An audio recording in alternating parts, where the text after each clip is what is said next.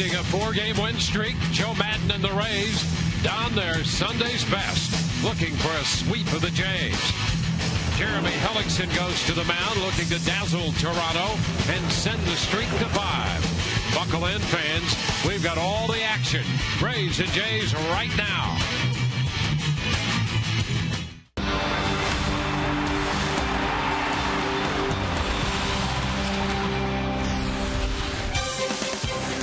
We welcome you to an afternoon of Rays baseball. It's Rays Sunday baseball, brought to you all season long by Hyundai.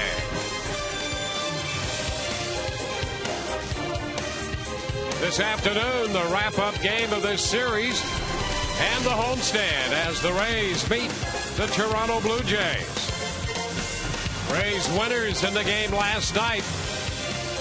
An 11-5 victory for the Rays. And in the American League wild card race now, the Rays just 3.5 back. Baltimore and Oakland in the top 2 spots. The Angels are 2.5 back. The Rays have 10 games left to play. Hi again, everyone, and welcome to Rays Baseball with Brian Anderson. Dwayne Stats, Don Callis along in just a moment. Well, the Rays have had their hitting shoes on. They've won 4 in a row. They're closing the gap in the wild card chase. And this afternoon, it's Jeremy Hellickson going to the hill. Yeah, Jeremy Hellickson, you look at his last 4 or 5 starts, he is winless in those starts. So looking to get into the win column today, and the one piece of advice that I would have for Jeremy Hellickson, as we saw a little bit of a glimpse of the way that Joe Maddon is going to run the pitching staff down the stretch here, is he had better be very good very early in this ball game. As you can see right there too, in his last 4 starts, they cover just 21 innings. So Joe has had the quick hook with Jeremy Hellickson. He better be good tonight early on, or Joe's going to turn to that bullpen. Now, we saw it last night, and we'll see it from here on out. As long as the Rays are in this race, there is a sense of urgency. Speaking of that, Jeff Keppinger has had a sense of urgency all year, putting the bat on the ball. And when we come back, Orestes will break down Keppinger's approach to hitting.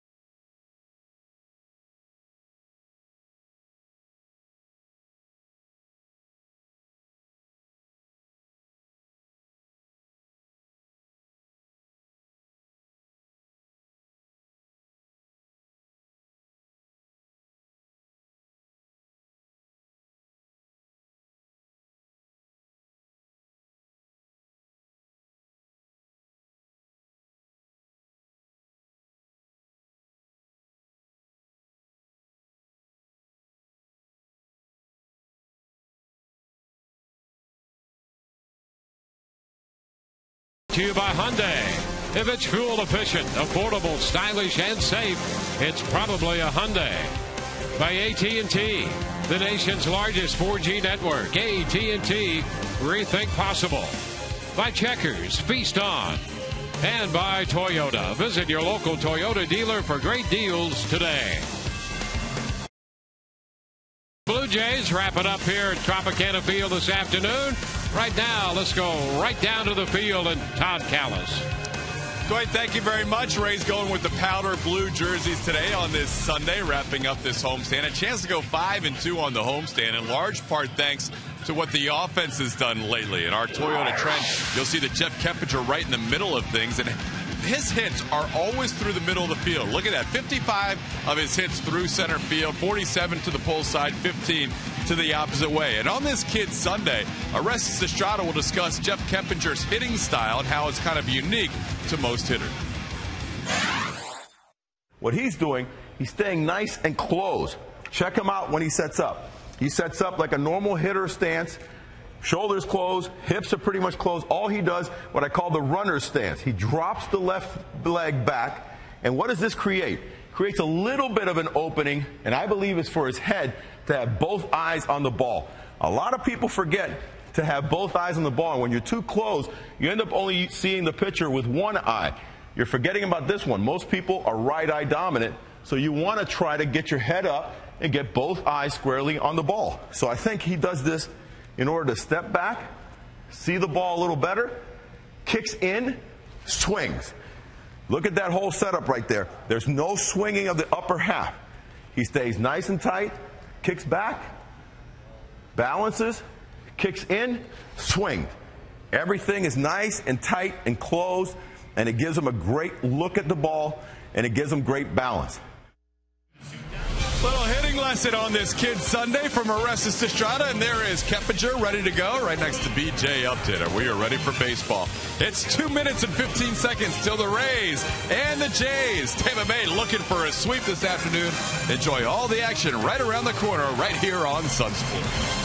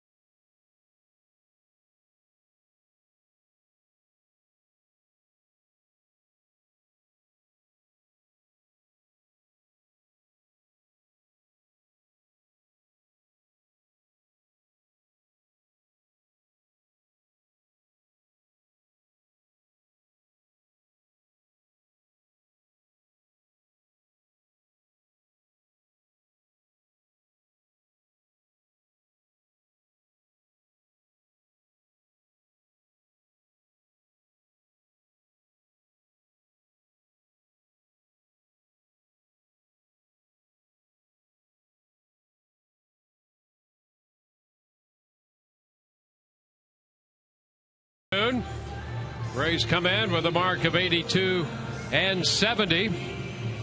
Rays game presented in high definition, brought to you by H.H. Gregg.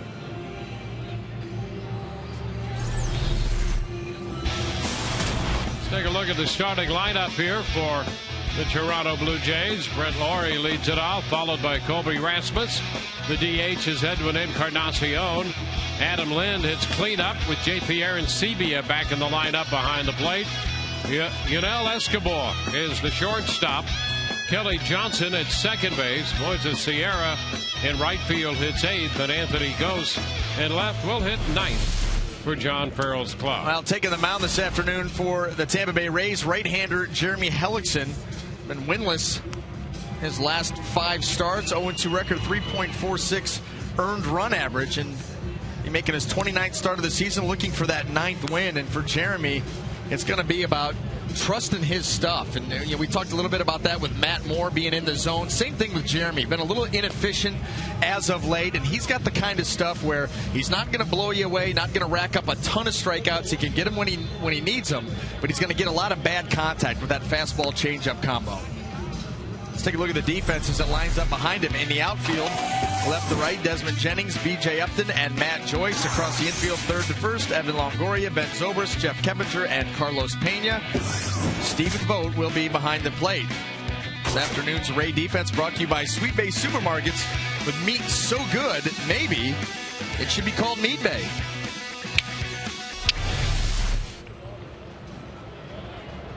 Well, we're set to play baseball. Joe Madden looking on, flanked by Davey Martinez and Chris Westmoreland in the Rays dugout. Here's Brett Laurie, and the first pitch swung on and popped foul up the right side. First pitch brought to you by Pinch a Penny. So Hellickson, a pitch into this game against the Toronto Blue Jays, looking for his 9th win of the year.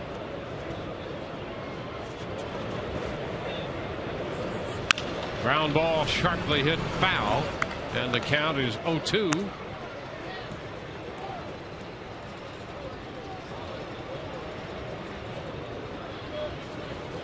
Rasmus next, and then Encarnacion.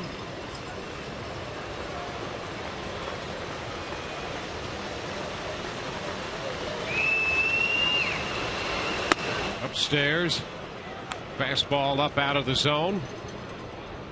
1-2.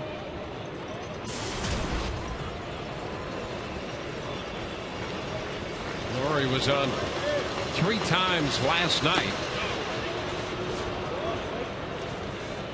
Got a walk, a single, and a double, and scored 2 runs for the Toronto Blue Jays.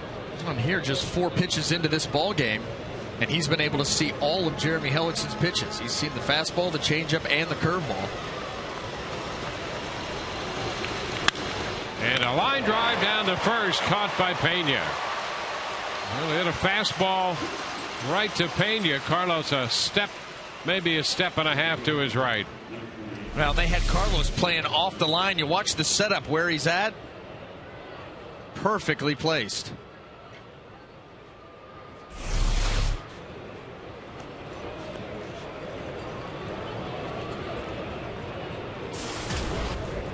Colby Rasmus returning to the lineup against the right-hander Hellickson.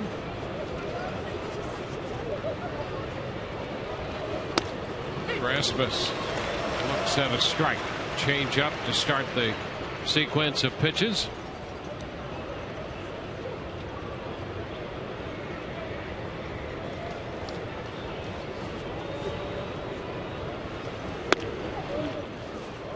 That's too high. 1 ball and 1 strike.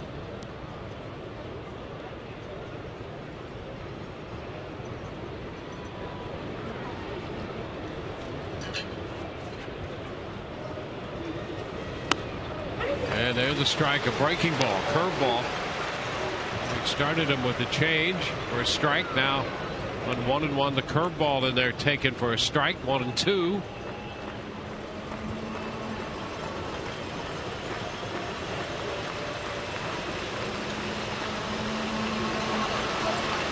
Swinging and a miss.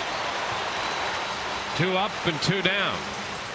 Well, nice finishing curveball there by Jeremy. Through the back door to get ahead, and then this one he brings out over the plate but takes it below the zone. And a little quicker too on that curveball there. Way. Well, yeah, and you'll do that a lot of times. You know that that one back door, you're trying to just kind of roll that thing to the outer half, outer third to get the strike, a put away. You know you got to jump on it because you're going to leave it out over the plate. Encarnacion. The pitch is a strike. 40 home runs and 103 runs batted in for Encarnacion. Drove in the first run of the game here last night.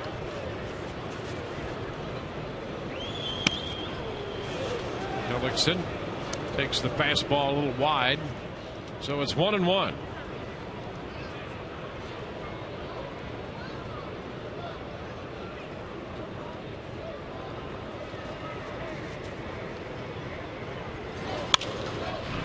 Outside of third, foul.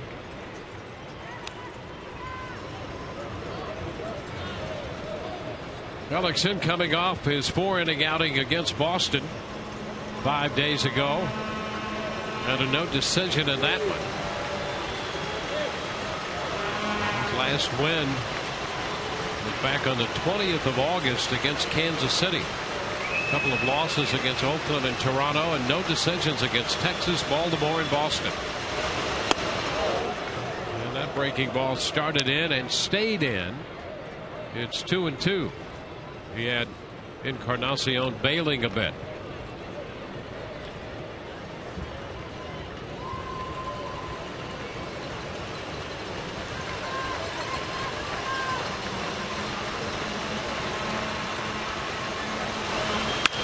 And a ground ball to third off the curveball.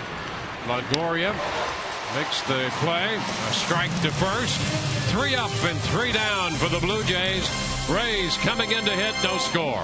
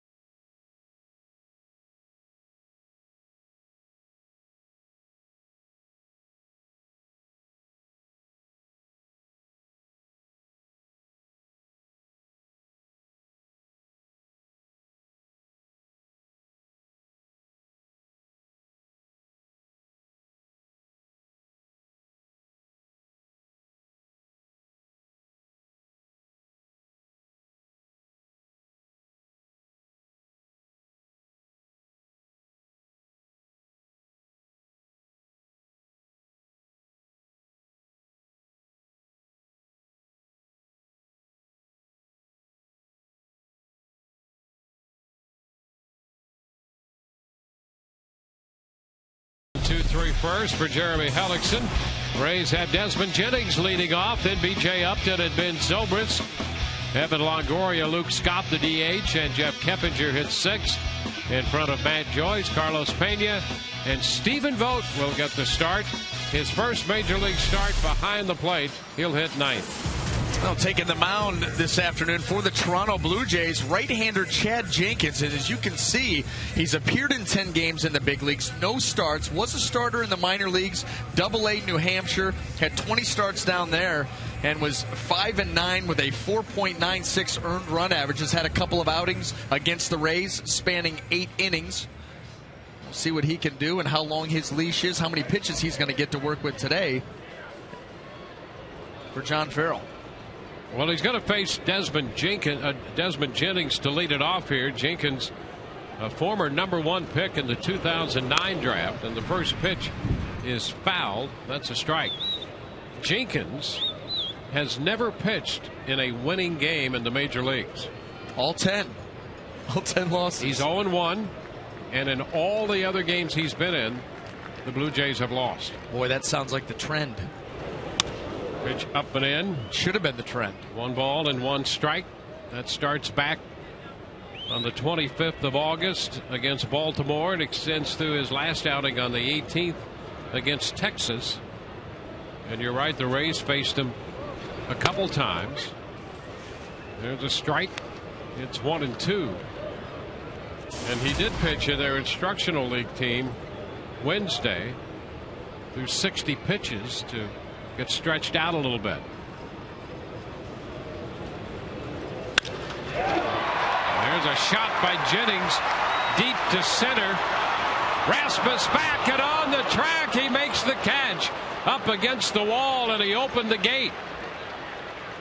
Jennings, a long, deep fly ball to right center field, and Rasmus running into that wall pushes it open. Well, how about having to cover the ground that he covered and to call off Sierra coming over from right field and then bang into that wall? Quite the start for Colby Rasmus. Tremendous play.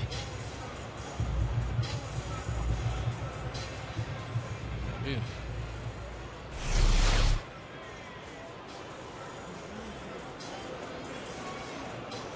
Well, they're doing a little groundskeeping out there, trying to figure out how to secure that gate.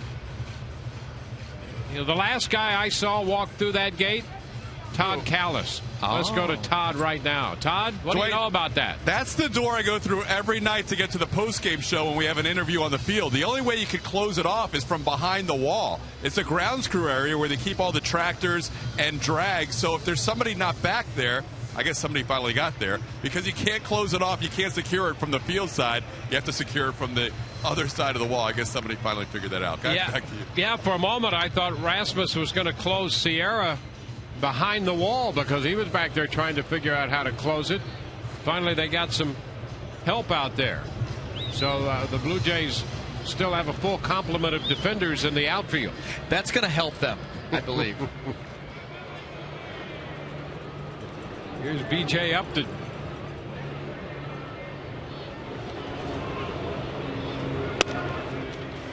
The pitch to B.J. is inside. 1 ball, no strike. So how about that for a catch to start the Rays first? B.J. shortens on the bat. The pitch is in there for a strike. Bob Davidson, the veteran umpire, calling the balls and strikes this afternoon.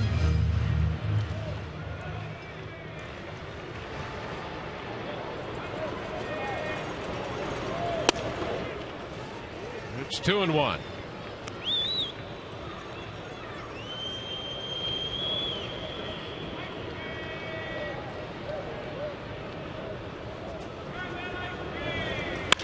Hot shot back of third, foul. Well, BJ's been in this stretch where he's hit the ball hard, even on the road trip when hits were a little hard to come by. He was hitting the ball hard and had a couple of hits, and they were home runs. One of them a really long home run. 25 home runs now on the year for him, and that's his career high. He got that, a 2-run shot in the 5th inning last night. He has been turning it loose, very aggressive at the plate, especially early in counts. Full count now. And the thing about BJ, you talk about some of his shots most recently have been tape measure shots, and he's not a big brawny guy, but what he is he's tall, lanky, got a lot of strength that way. It creates a lot of leverage, especially when the swing is on time. There's a drive high and deep to left and gone. There's another one of those. Home run number 26 for B.J. Upton. And the Rays take a 1-0 lead. 8 of his last 14 hits have been home runs. And he puts the Rays out in front with that blast. Well, just watch the swing. Everything is on time. It's aggressive. Look at that. Gets the arms extended, the barrel through the zone. And like I said, with that leverage, watch where the ball ends up. I mean, that's deep. What a catch out there in the stands on a drive. He blistered that one out of here. Ben Zobrist takes a pitch outside. 1 ball, no strikes. You got Jose Lobaton's ice cream there for catching that ball.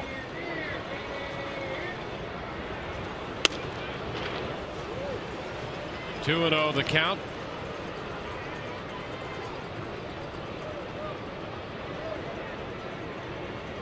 Fourth home run given up by Jenkins. The Rays have the first run of the game. Jenkins out of the strike zone on the following 3 pitches and gets a visit from J.P. Arancibia. Well, that's the expression John Farrell has worn for most of this series. The Rays here Friday night had 12 hits, 16 runs. They had 11 runs, 15 hits last night. Won Friday night 12-1. Last night 11-5. And Zobrist takes a strike. And the home run by Upton has given them an early lead this afternoon.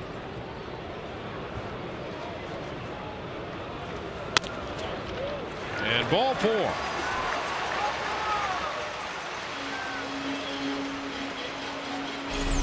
Take a quick look at the Blue Jay defense as it lines up in the outfield. Left to right, Anthony Ghost, Colby Rasmus, and Moises Sierra. Across the infield, third to first, Brett Laurie, Yunel Escobar, Kelly Johnson, and Adam Lynn. J.P. Arancibia will be behind the plate. This afternoon's Blue Jay defense brought to you by Sweet Bay Supermarkets, with meat so good, maybe should be called Meat Bay. Now Evan Longoria. Evan hitting .284. And the pitch is a strike. Evan got into the home run trend last night. He hit a 3-run home run in the second inning. Rays hit 4 home runs of their 15 hits last night. 1-1.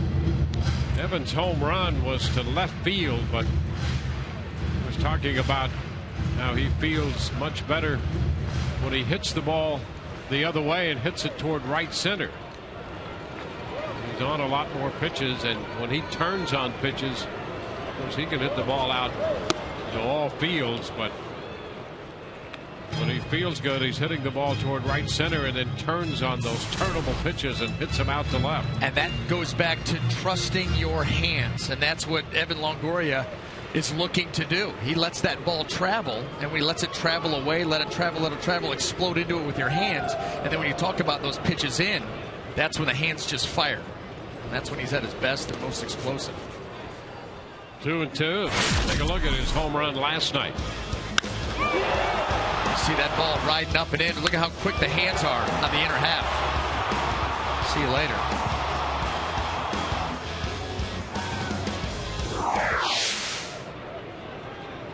The light hanging on the C-ring last night for his 13th home run.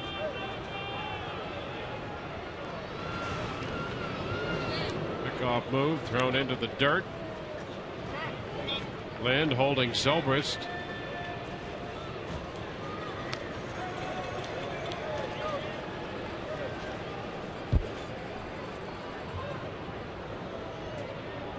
He cracked that lamp. There it is. How about that? How about it?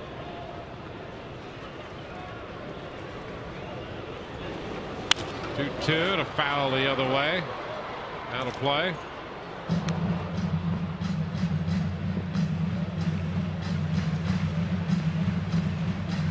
Right down the middle. Strikes and non-strikes in the first 20 pitches here in the first inning.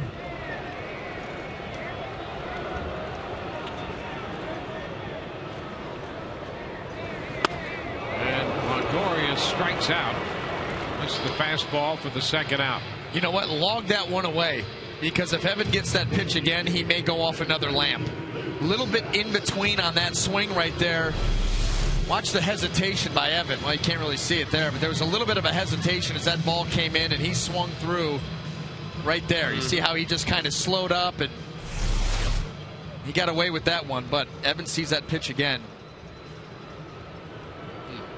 Information from one hitter to the next right there. Well, they want to know what does the ball look like coming out of the hand, the kind of movement. Is it late? Is it sinking down? Luke Scott sends one back to center field. Rasmus still going back on the track, and he makes the catch and hits the wall again. Well, that ball carried on him, carried deeper than he thought it was going to, but he made the grab. Rays are finished in the first couple of loud fly balls, and one that got out of here. Upton's home run, 1-0 Rays.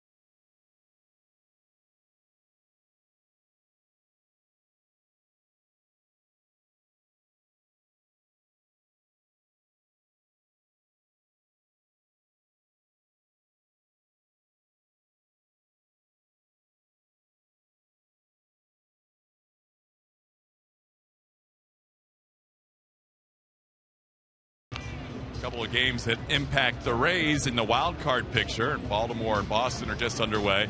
The Yankees are trailing the A's. The A's bouncing back from a disheartening loss yesterday.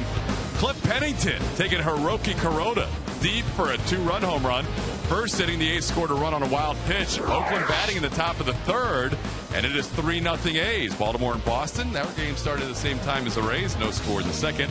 And the Tigers with the early lead against Minnesota. Detroit and Minnesota play a day-night doubleheader today after the rain out Friday, guys. Well, Adam Lynn's going to lead it off here in the second inning. First pitch is a strike call. Lynn, then Aaron Sebia and Escobar. Jeremy Hellickson and the Rays with a 1-0 lead, courtesy of the home run by B.J. Upton. And Lynn a little out front right there. Bounces it foul. 0-2. Hellickson a 1-2-3 first when he got Laurie Rasmus and Encarnacion. Line out, strikeout, and a ground out.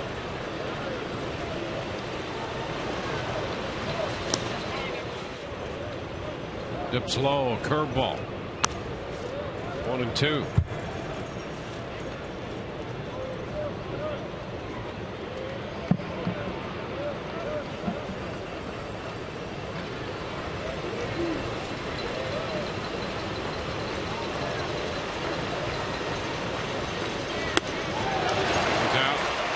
Out in front, missed the changeup. Second strikeout for Hellickson.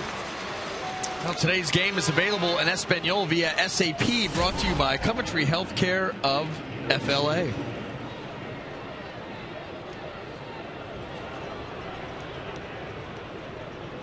JP Aaron Sebia. Aaron Sebia played in Friday night's game.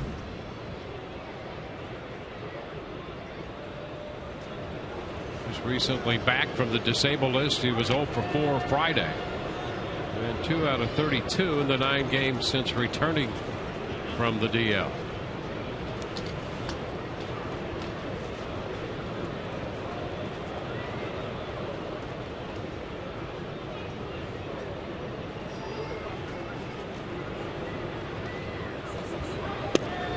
Hellickson starts it with a pitch off speed, just off the plate.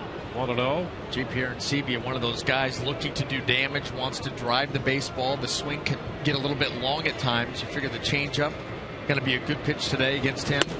And right there, a big cut and a miss at the off-speed changeup.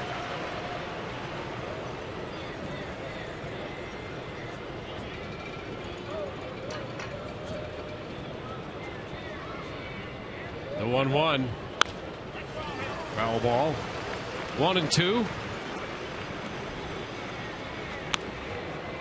Hellickson making his 6th career start against the Blue Jays. And over that, he has 4 decisions, 2 wins and 2 losses with a .341 earned run average against them. The ERA against the Jays this year, .284. Won a game and lost 2 to the Blue Jays. Rays have dominated the season series. They're 13-4 against Toronto. They've outscored them 103-53 right now.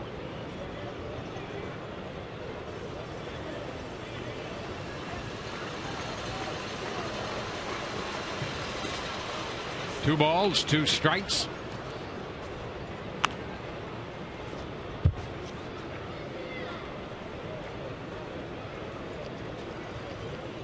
Hellickson coming off last year's Rookie of the Year season when he was 13-10 with a .295 earned run mark.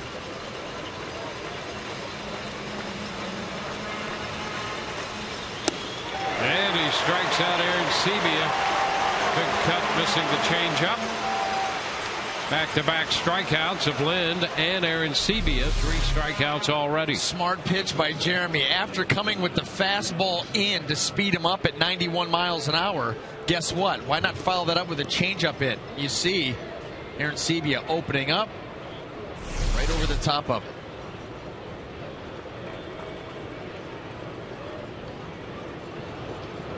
This is the shortstop, Yunel Escobar.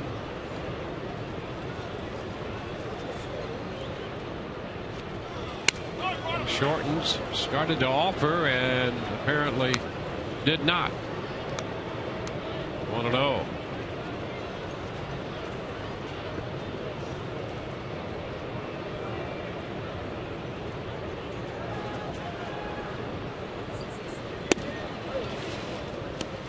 Two balls, no strikes. Rays taking the first 2 games of this series. They've won 17 consecutive series here at Tropicana Field against the Blue Jays. 3-0 the count.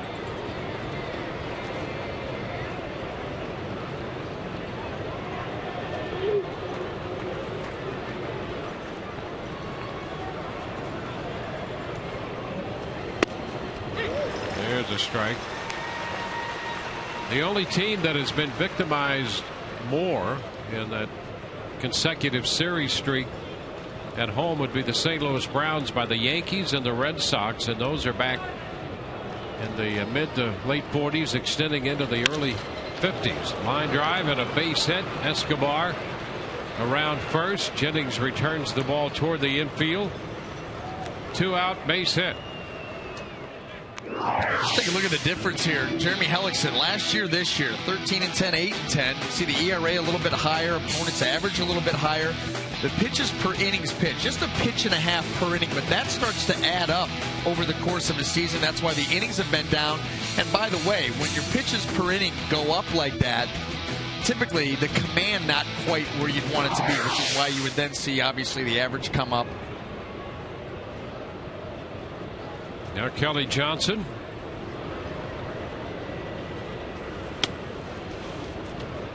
One ball, no strikes. And it's been really, for Jeremy, a roller coaster ride. You know, his first 8 starts, he was 4-0. Then the next 9, 0-6. Then he gets on to the 6 after that, 4-2. Last 5, 0-2. Very up and down. Yeah, no decision in 3 consecutive starts now. It's a base hit the other way. Zobrist had him shaded toward the middle, and Johnson takes it to the right of Ben Zobrist and through into left. Couple of 2 out base hits now. Yeah, well, Ben Zobrist did. He had Kelly Johnson. You see him right over here. And watch Kelly take it to his right. Hit that ball hard. No way for Ben to be able to get to it. Right to where the traditional shortstop would be standing.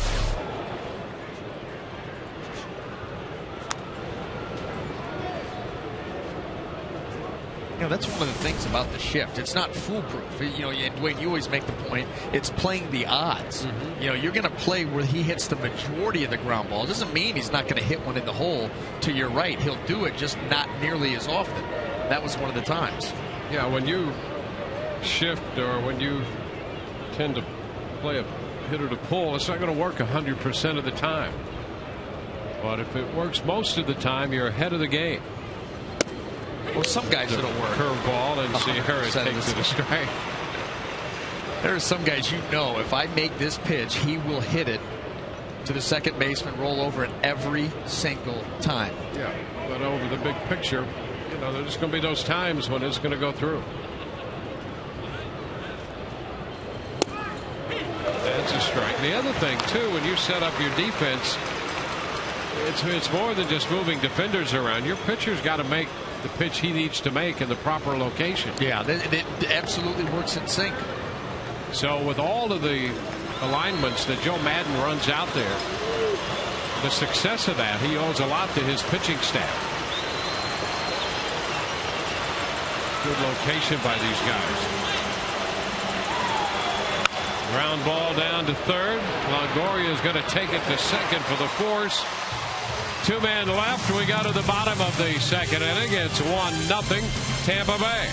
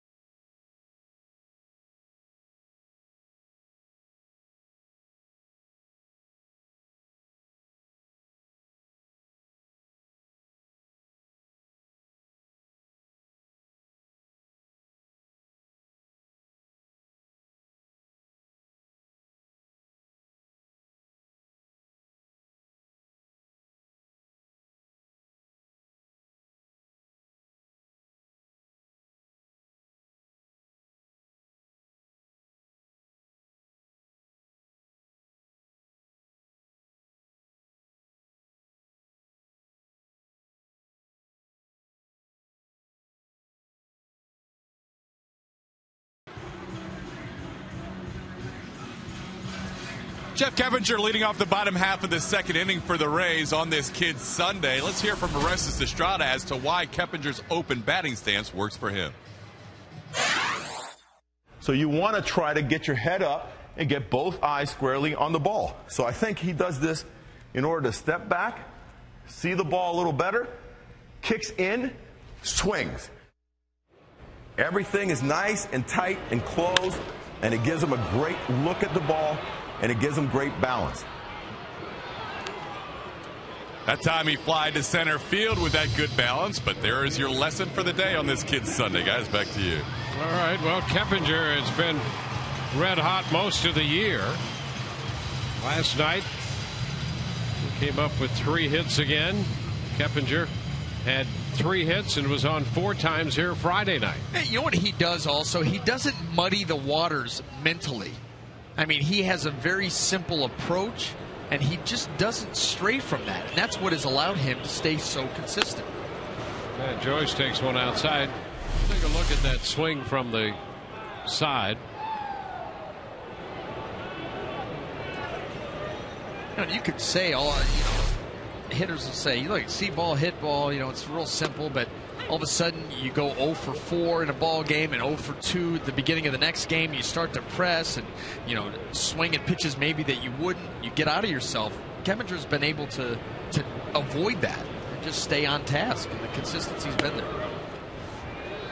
2 balls and a strike. Joyce takes the pitch, dropping low, and change up right there.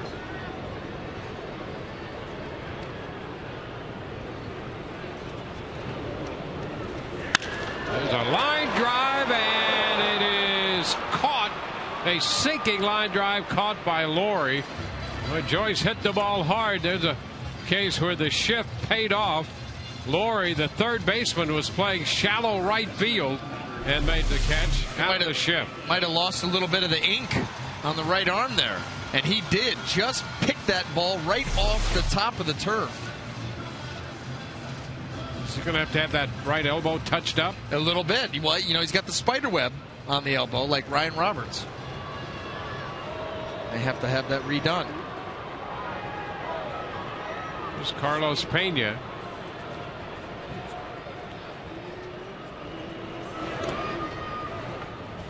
Pitch is too low to Carlos Pena. Well, in today's game and all season long, Tires Plus will donate $100 to the Pediatric Cancer Foundation for every Tampa Bay Rays home run. And it's televised right here on Sun Sports.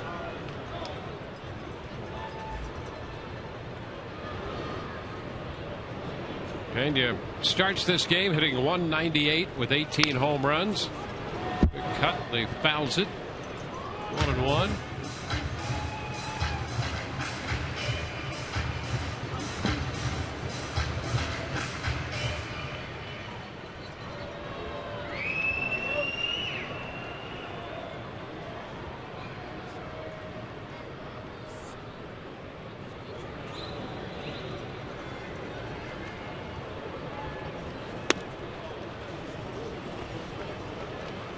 Two and one.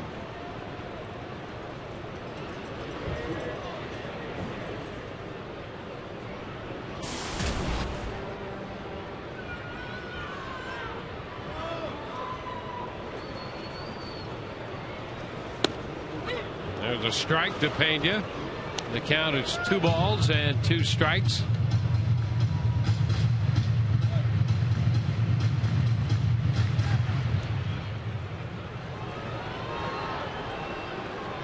Rays got a run in the first on the home run for B.J. Upton.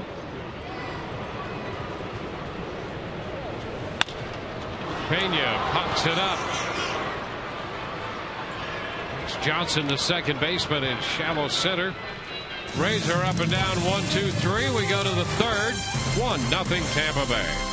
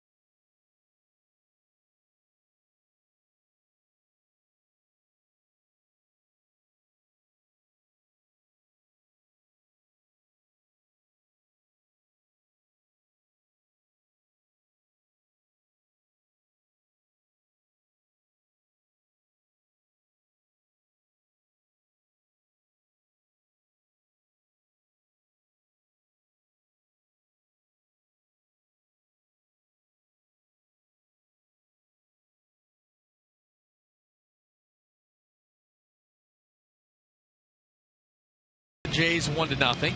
Tampa Bay Times is adding hundreds of new subscribers each week. Join them with a subscription to 877 The Times or visit tampabay.com/Rays offer. Come with us around the corner, around the globe. Jeremy Hellickson all set to go to work in the third inning. He'll face Anthony Gose. Then back around to the top side of the Blue Jay order.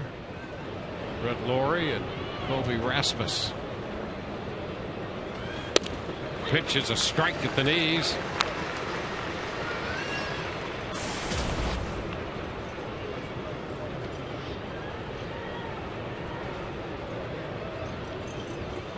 Gose had a base hit. The run scored in the game last night. Down to third. Nice pickup by Longoria. Throw to first right there. Evan reaching down quickly to his left. He was in because of the bunt threat by Gose. He can really fly. And here's another look at that great play. Well, that's why you talk about third base. You need big-time quick reactions. And Evan Longoria right there playing in to take away the bunt. Able to get to that ball glove side and make a heck of a play.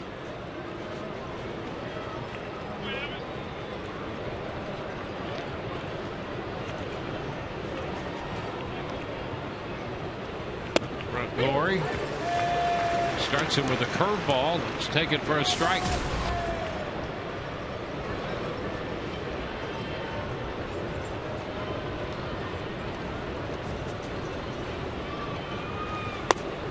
Too low. 1-1. Lawrie lined out to Pena in the first inning.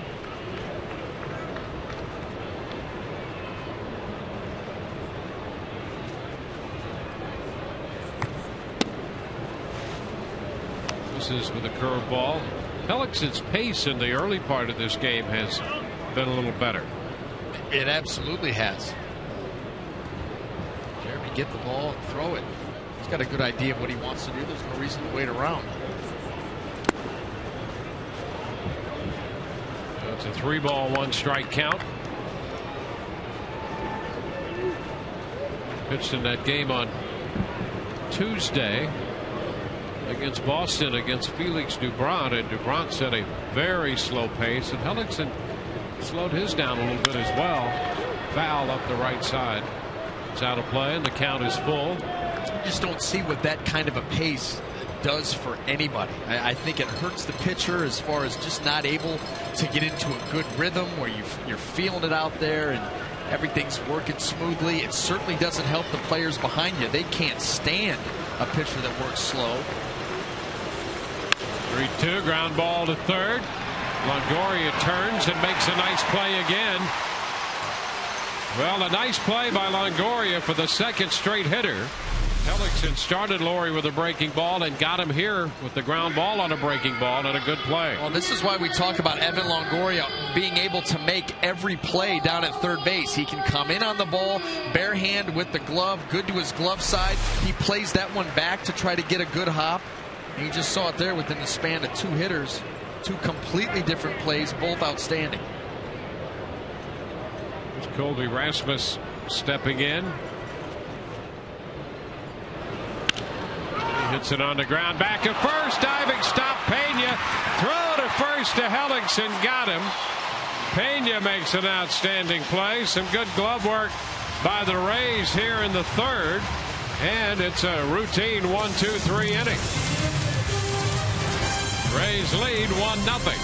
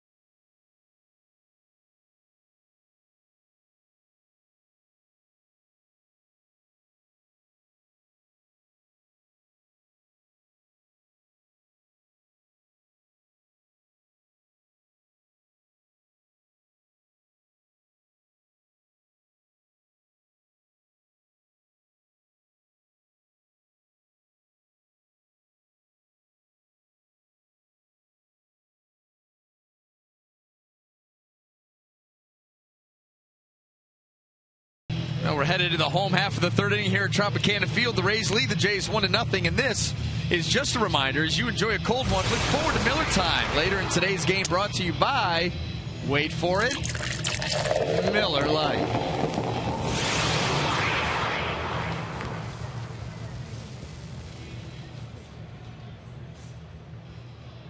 Well, speaking of waiting for it, it's time for Stephen Vogt's first big league hit. I say that that's going to be the Miller Lite taste greatness moment later in today's game. Well, here he is getting his first start behind the plate. He started a couple games as the DH, catching today. And the first pitch, he takes that fastball away. 1 ball, no strikes. Let's look at the scouting report on Stephen Vogt, brought to you by Coventry Healthcare of Florida, going for #1. Still looking for that first hit. He's got a chance right here and looking to inspire. Ground ball down to third. And with that ground ball, he is 0 for 1, and the wait will continue. Vogt. Third to first. How about that? The Blue Jays playing the shift on Stephen Vogt, limited at bats in the big leagues, and he hits right into it. That is Bush League. You can't shift a guy with 20 big league at bats, or can you? Apparently a lot of scouting at the AAA level, and dating back into last year, he spent a good amount of time at AA, and he's had great years, swung the bat well down there. They're shifting him up here before he ever has a hit. The foul ball straight back, and it's going to be just below us here. 1 ball and 1 strike.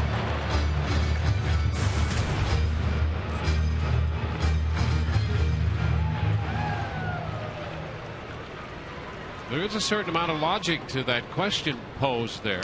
Pitch inside, and it just got Jennings, who's hit by a pitch.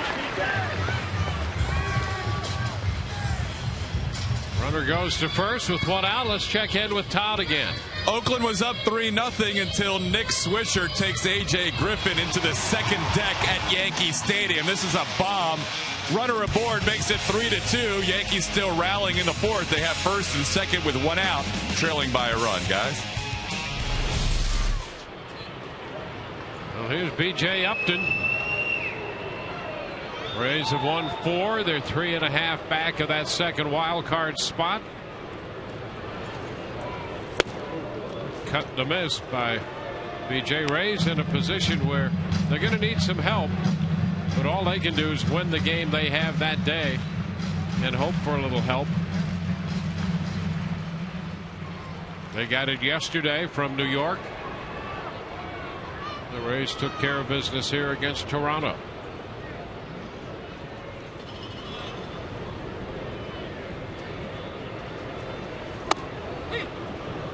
Two strikes the count now to BJ. Here's what we're looking at right now, the American League wild card. The Rays 3.5 back, with the Angels 2.5 back. Oakland up there with a mark of 85 and 66, holding down the #2 spot. 0-2 count.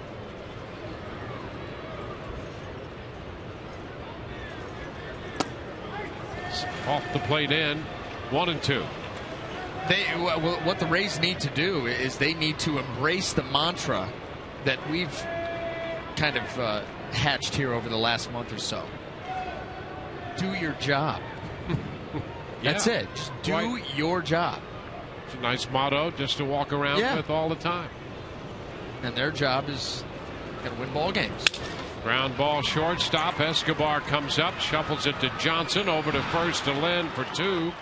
6-4-3. We've gone through 3, and the Rays lead 1-0.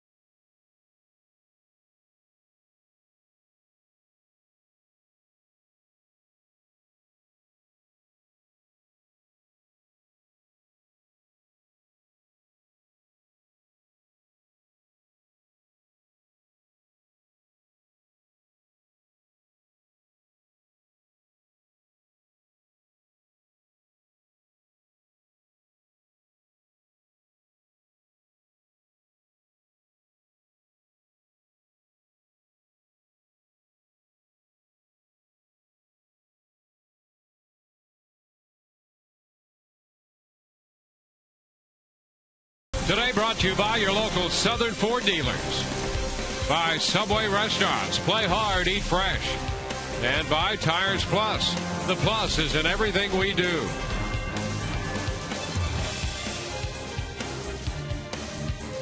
On to the fourth inning we go. The Rays and the Blue Jays wrapping up the series.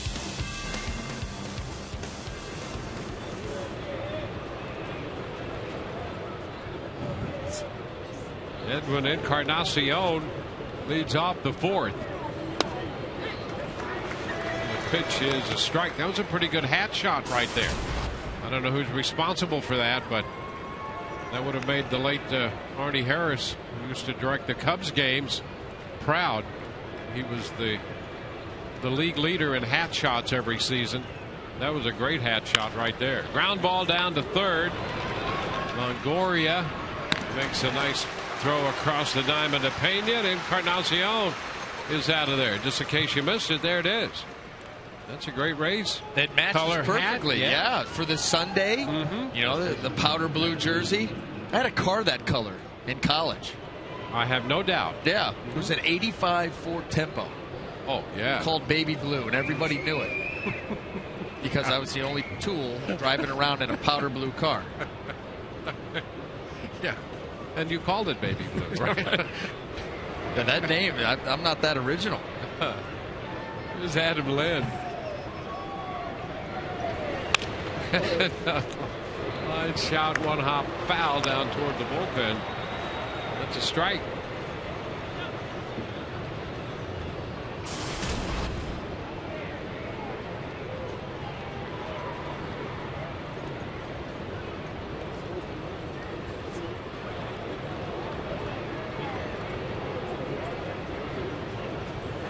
Hellickson struck out Lind with a changeup his first time. Chops him down to first. Pena to Hellickson. So that is out number 2. Let's get the AT&T trivia question into play here in the top of the fourth inning.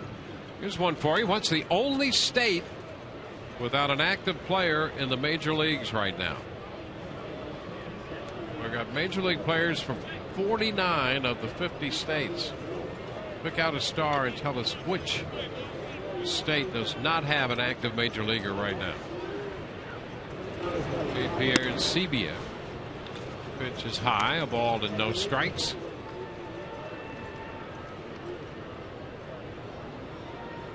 Pierre Sebia out on strikes his first time.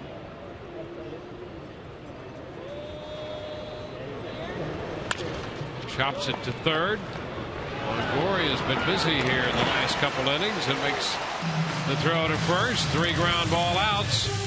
Bottom of the fourth coming up. 1-0 Rays.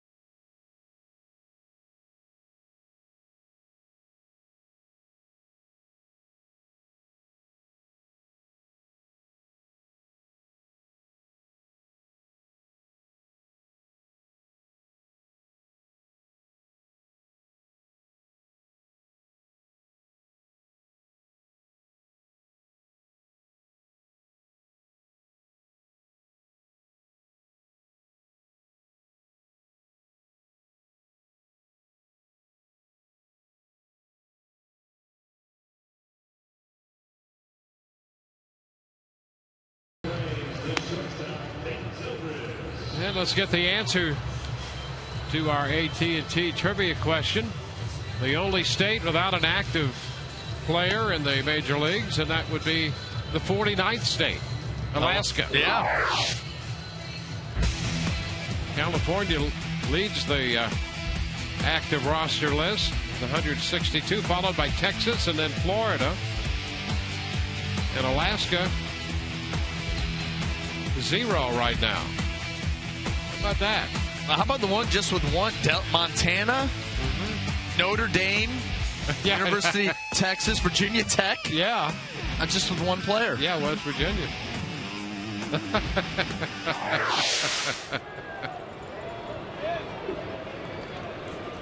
All right, here's Ben Zobrist.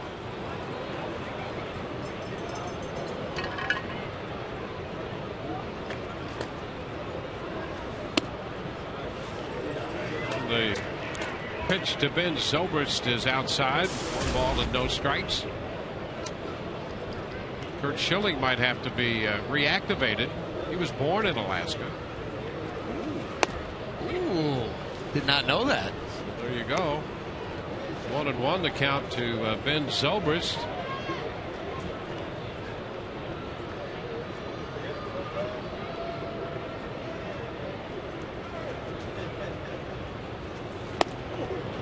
And Zobrist out in front of a changeup. The count is now 1-2. He's batted in among the Rays this year. Our Circle K list. Upton leading the team, and Ben Zobrist second with 71.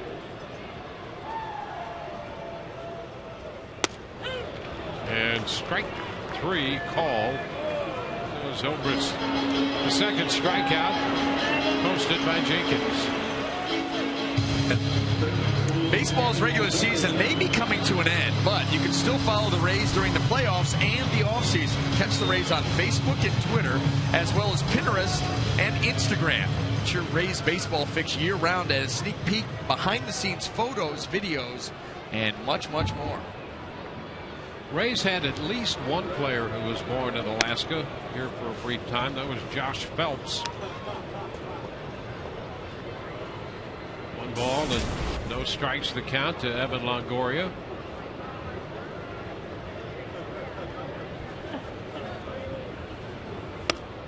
Pitch inside, 2-0.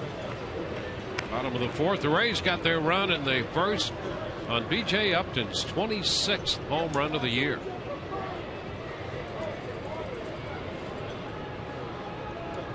B.J. a career year in home runs. 2-1 the count. Longoria out after that pitch, and he missed it. Struck out on a fastball in the first.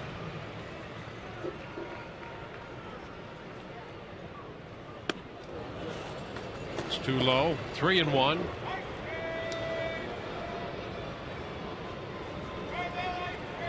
Jenkins made 41 pitches through 3. Count's going to be full. Another fastball similar to the one he struck out on in the first. Maybe he has a blind spot on that pitch, because that's usually a pitch that Evan not only takes an aggressive hack at, but hits very hard. And a cut and a miss. Longoria out on strikes for the second time. Boy, it's almost like he's just not picking up the pitches.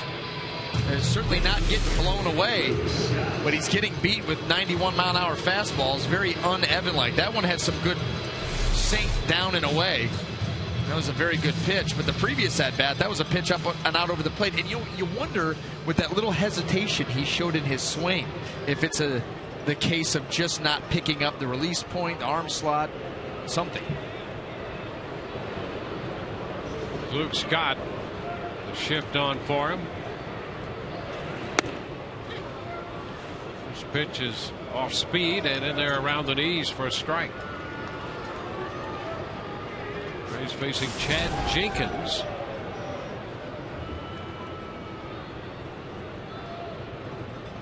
Jenkins, 24 years old. High fly ball the other way to left. Goes back about 3 steps. 1, 2, 3, go the Rays. Rays have the 1 run, 1 hit, and they lead 1-0.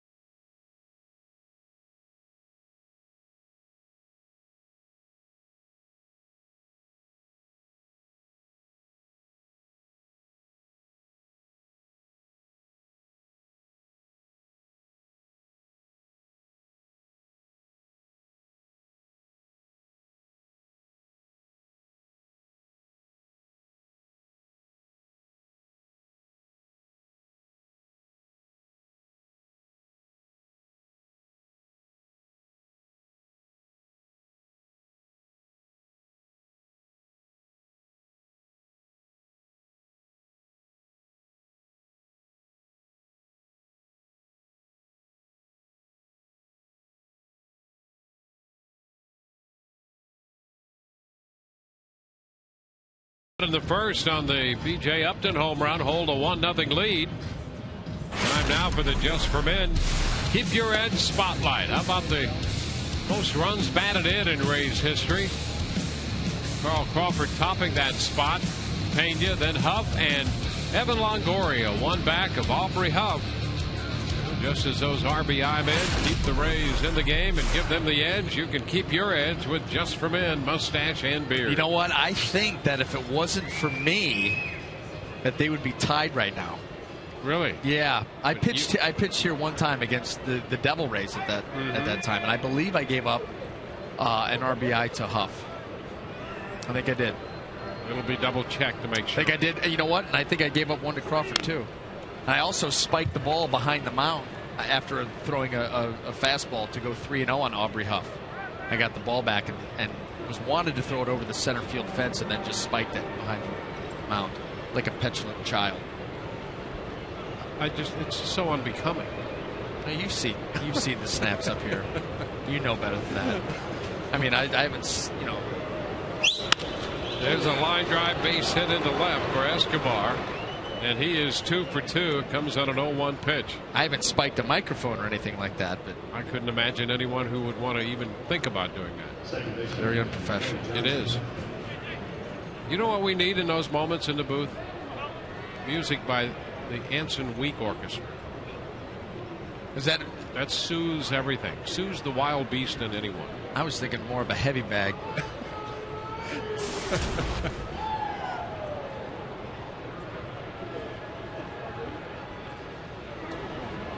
Well, apparently we're getting some vast research done on your matchups with Crawford and Huff.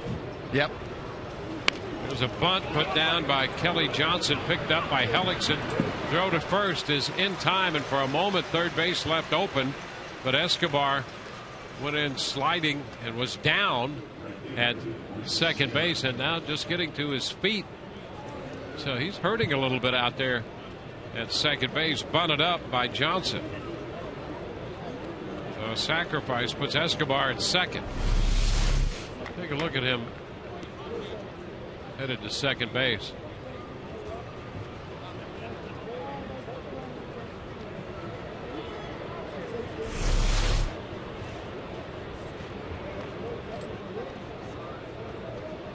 So for the second time, Escobar is at second. Moises Sierra is the hitter.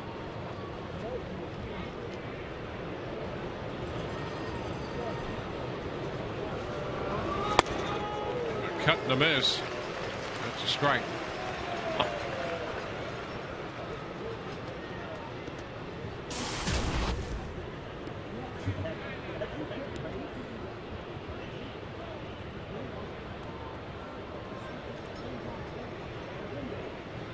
Don't strike the count.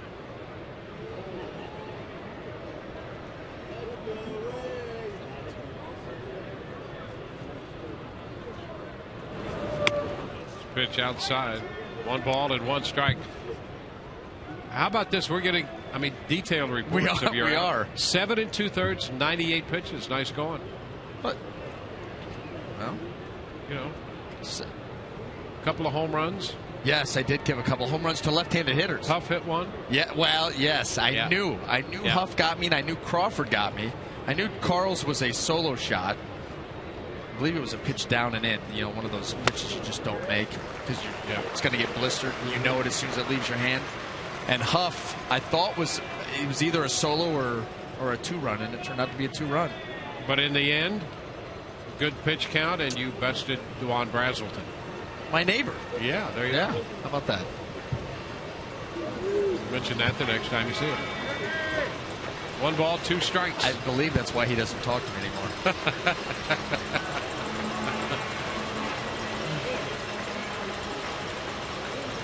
1-2 pitch. This one is down. 2 balls and 2 strikes.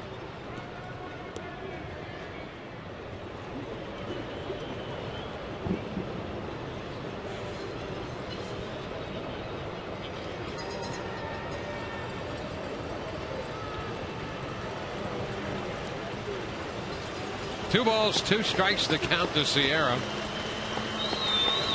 Escobar at second with 1 out. Bunted up to second after the leadoff single.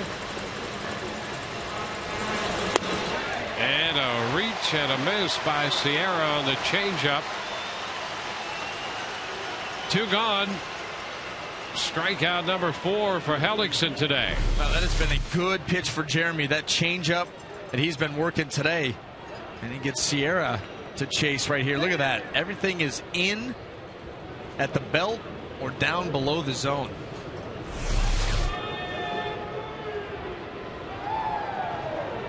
There's Anthony Gose.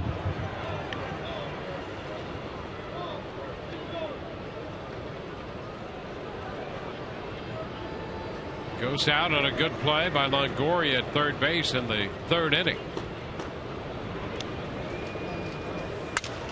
Little tap towards short, charged by Zobrist, and now he's faked the throw to first and took a quick look at third. He had no chance to get the speedy Gose. Thought he might catch Escobar rounding the bag, and Escobar scrambled back in without a play there. So the inning will continue on that weakly hit ground ball to shortstop, but with the speed of Gose, no chance to get him. Yeah, you see where Ben's at. This ball's off the handle. It breaks the bat. Got to come a long way. Gose is flying, so the only chance he has to try to pull a Manny Machado.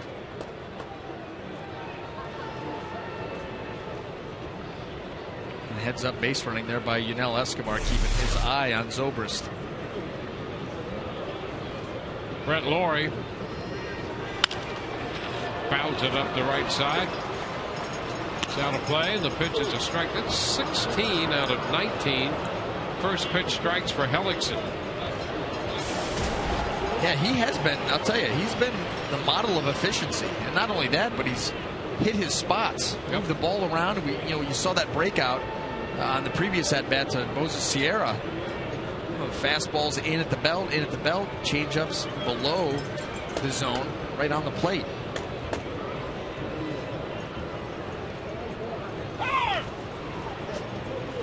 Time granted by Bob Davidson. And that's one of those things that, as much as we've seen Jeremy pitch, there's no reason why he can't be like that each and every time out. Simple mechanics and a very limited arsenal of pitches. Fastball, changeup, curveball. Pretty standard. Yeah, his pitch count right now, this will be the 60th pitch of the game for him. 2 outs into the 5th.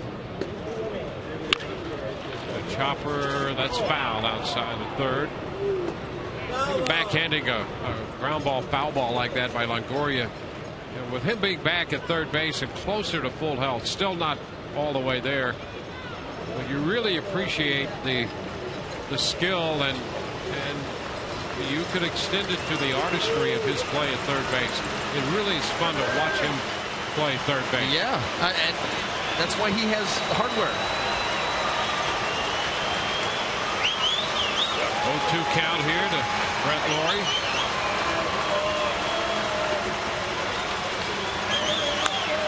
Popped up foul. That's headed for the stands.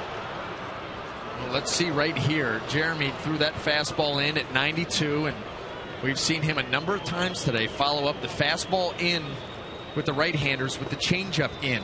You speed him up, seeing that ball in, to drop the changeup right off of it, and they've been spinning right off of it.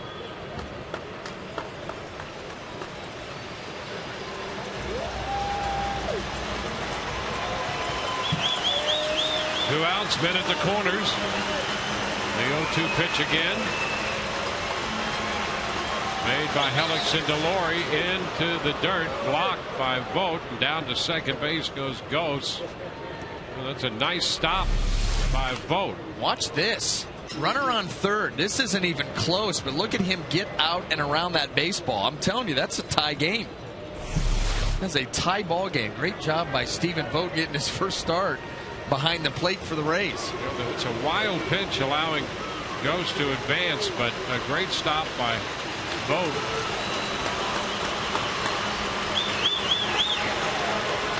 The 1-2, and again Vogt out there in front of it. The count is 2-2. Take a look at this. We just slide out there. I'm telling you. You know, there was some concern because he'd been a converted catcher about how far along he had come as a catcher. Even in spring training when they were looking for some offense. Well, those are two nice examples of progress right there. Absolutely. Good agility behind the plate.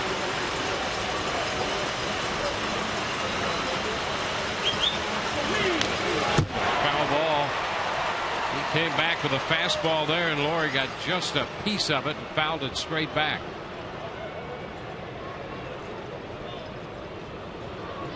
Escobar third, Ghost at second.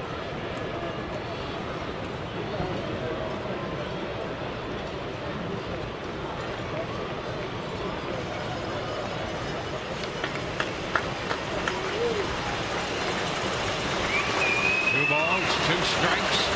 Seventh pitch of the at-bat about to be made. And a swing and a miss. He threw a fastball by him to strike out Brett Laurie with men at second and third. Two men left, two hits in the inning, and no runs. Rays lead 1-0 mid-5.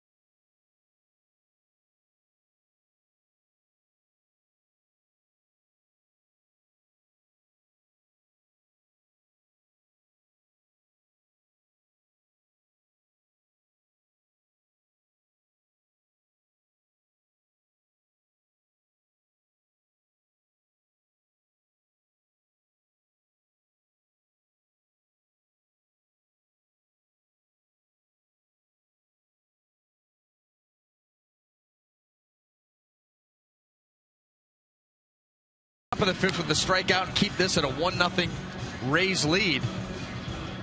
Now let's take a look at the AutoWay text poll question for today. If you could have dinner with one of the following people born on this date in history, who would you choose?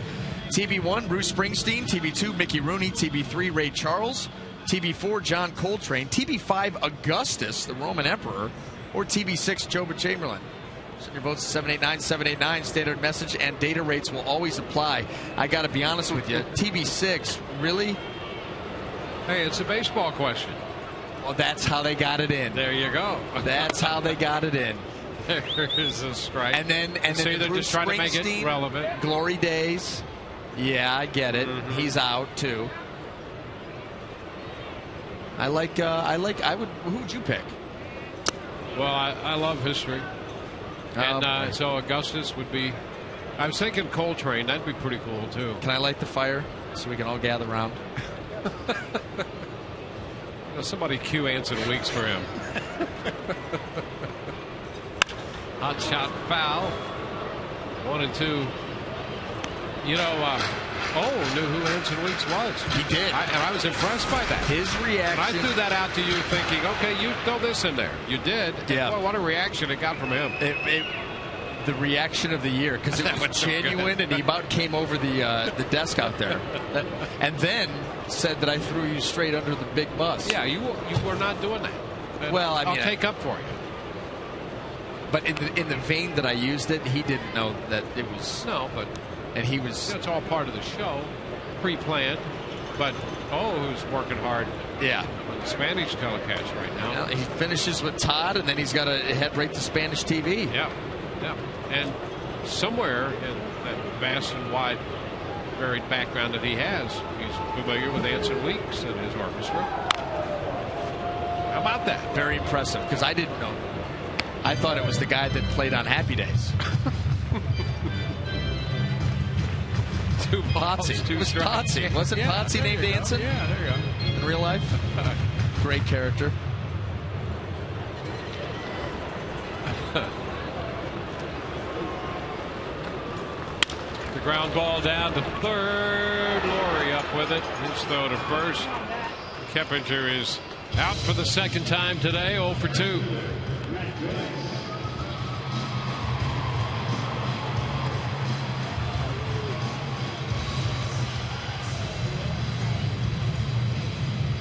Now Matt Joyce.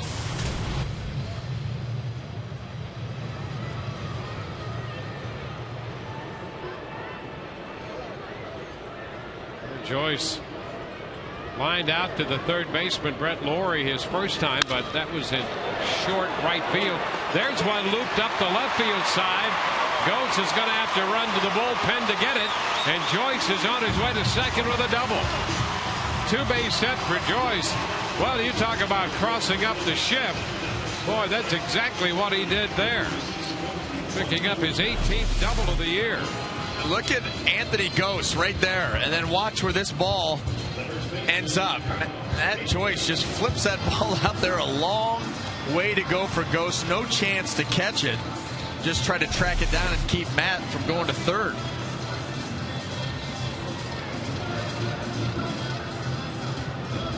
So Joyce aboard. It's only the second Rays hit. And only their third base runner. Upton's home run came with one out in the first, and Zobrist followed that with a walk. Well, they did have Jennings on. He was hit by a pitch, but he was immediately erased on a double play ball. And now Joyce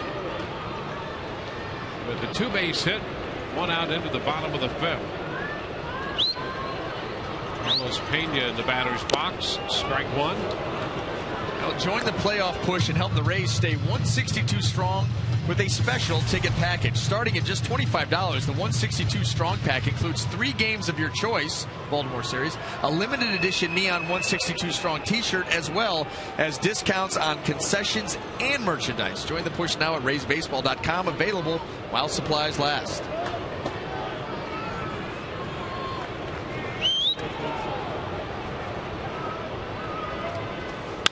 The foul ball shot the other way. 2 strikes the count.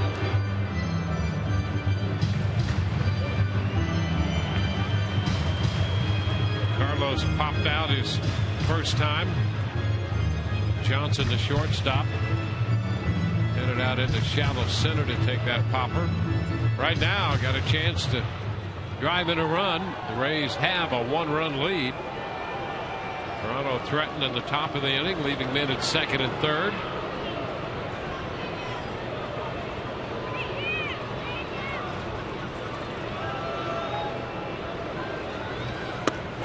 And strike 3 called over the inside edge, a fastball. So Pena caught looking. Jenkins, after giving up that home run to Upton, has pitched very well today for the Blue Jays. Dwayne, it's like we have shared the same mind. I was just going to say we've been doing a lot of talking about Jeremy Hellickson and how well he's thrown. True enough.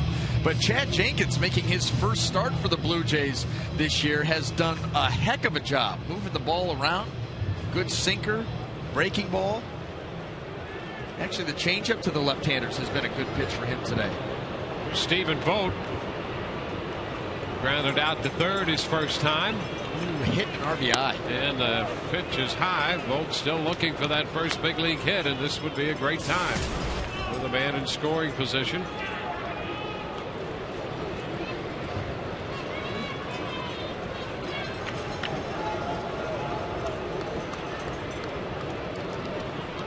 Jays playing the defense pretty much straight up here with the runner in scoring position.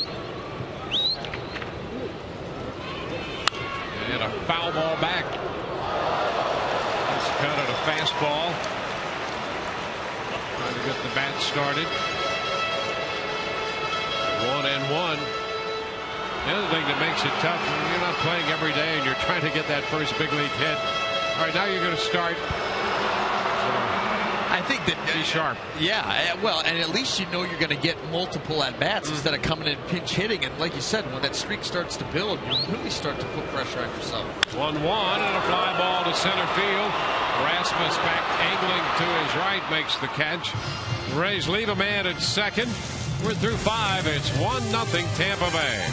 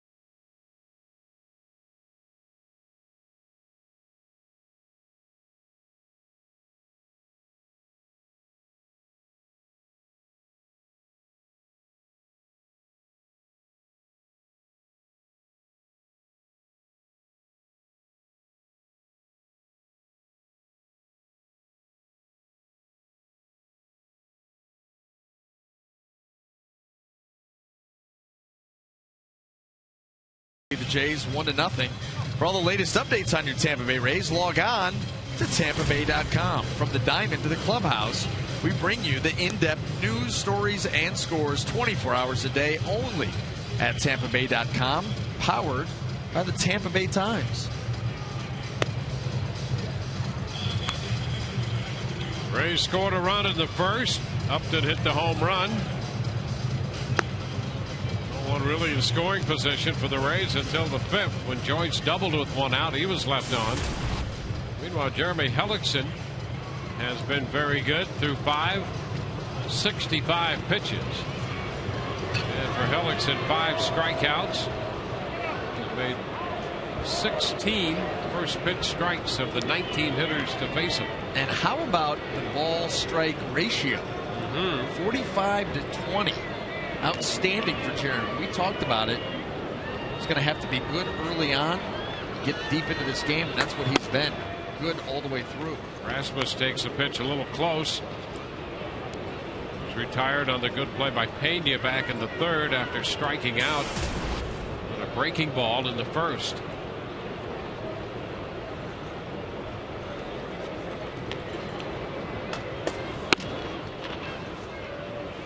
2-0. Oakland tied with the Yankees 4-4. New York hitting in the bottom of the 5th inning.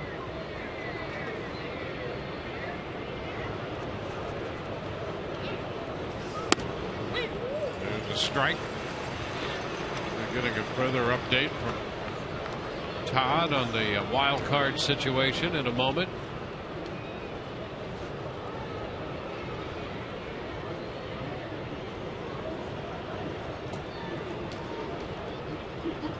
Two balls, one strike.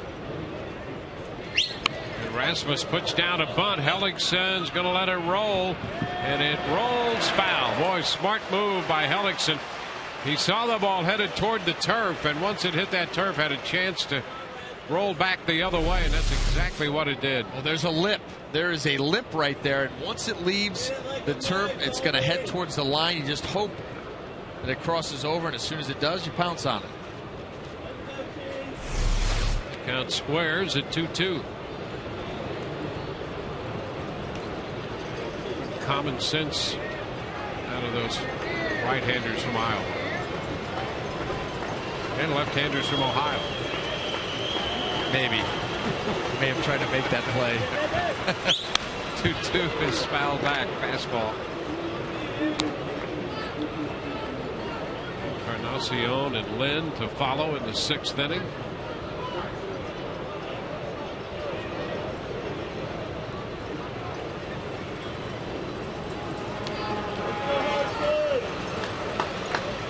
Scoring in the first 2 games for the Rays, including 12-1 and 11-5. 1-0 game here in the 6th today, and a foul ball, just a little piece of it, and Rasmus maintains the life in this at bat. Just a piece. Colby Rasmus really committed to that pitch early. The ball almost was able to duck underneath the bat. Boy, if he could throw that curveball even a little bit slower, he'd get him right here. Maybe even the changeup. 2-2. Now the count is full.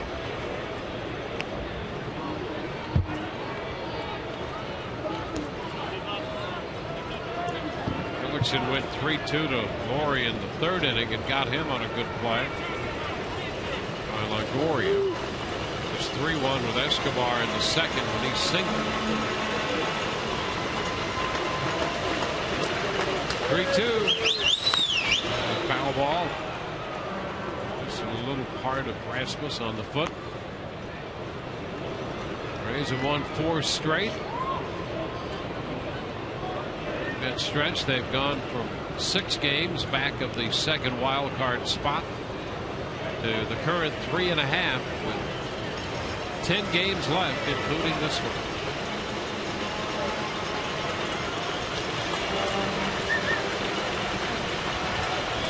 3-2 pitch.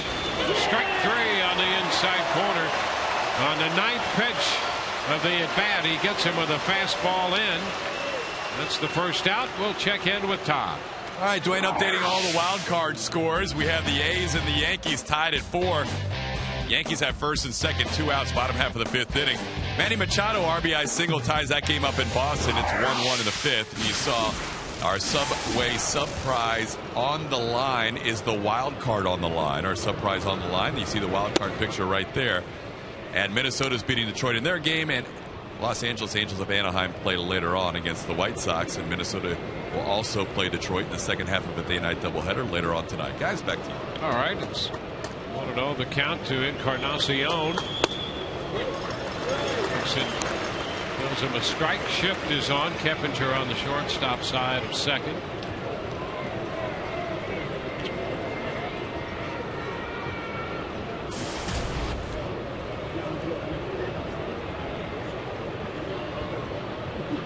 One out, base is empty. 1-1 pitch. And a line drive, base hit into left. One hop to Jennings.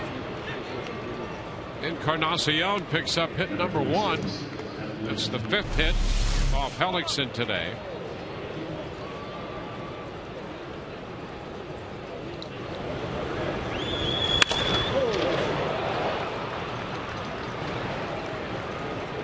With some hitters ball off the bat just consistently sounds good. Encarnacion's turned into one of those guys. Yeah. You have that kind of power that he's shown through the years. This year, that kind of contact makes a different sound than everybody else. Adam Lynn, a little tapper first base. That's a fair ball or foul ball. That's a foul ball. Bob Davidson on the call. The ball is, and Pena reaching into foul territory. Strike one to Lynn. Yeah, because this ball, the last bounce it takes is well within play. Watch it hit, start to go that way. Carlos reaching across that line.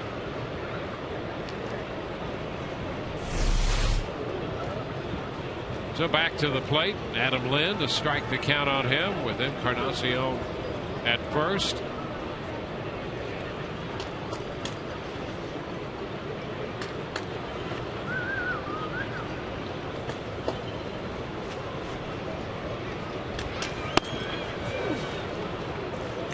One and one. Lynn came into the game 4 of 7 lifetime off Hellickson. 0 for 2 with a strikeout and a ground out today.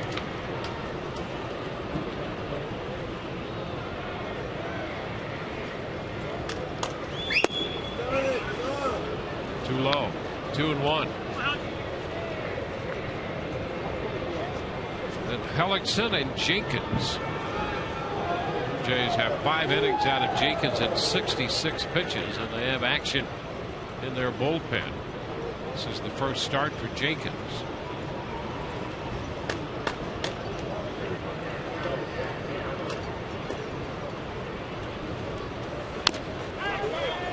Count still 2-2.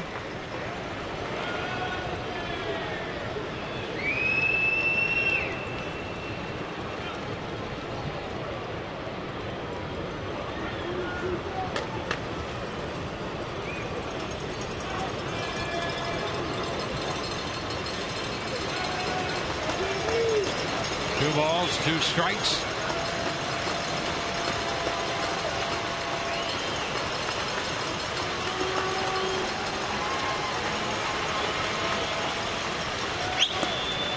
And we're going to go all the way out to 3-2. Second 3-2 count Hellickson's had in this inning. He went 9 pitches to start the inning and then got Rasmus looking on a fastball over the inside corner. Encarnacion beat the shift and singled into left. Now 3-2 to Lynn.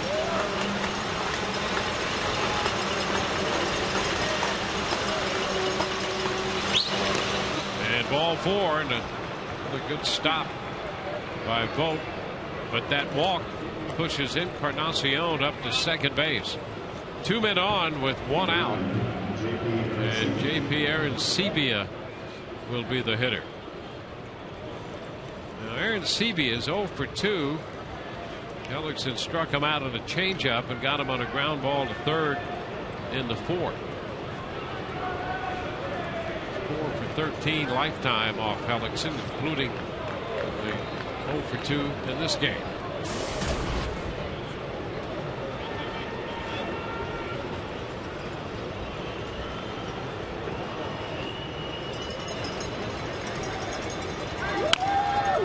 Chopper foul down Brian Butterfield, the third base coach. And we'll see if Jeremy's going to stick with the same game plan on Arancibia. Keep the fastballs in close to him. He's one of those right-handed hitters.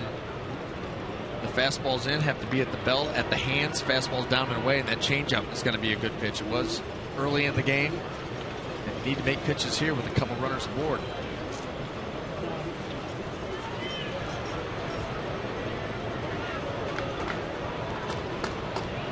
The 0-1.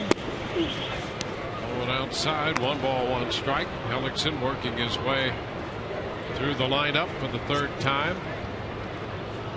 And that's one thing he has shown throughout the season is his ability, the batting average against him, 1st, 2nd, 3rd time. Not a big difference between that. It shows you that he has an idea of how to continue to mix his patterns as the game moves along.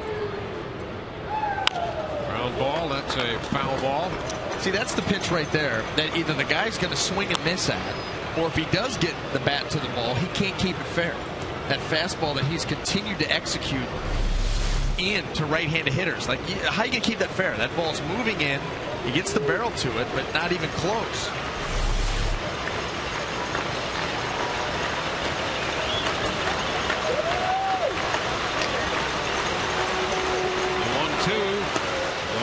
Outside. It's 22 pitches made by Hellickson here in the 6th. He made 20 pitches in the 2nd inning, but has had some very low count innings. 9 in the 3rd, just 6 in the 4th.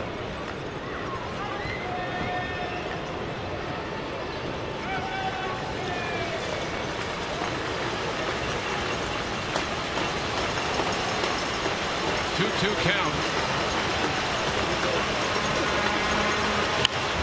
Tapper, third base side, foul. Count remains right there squared.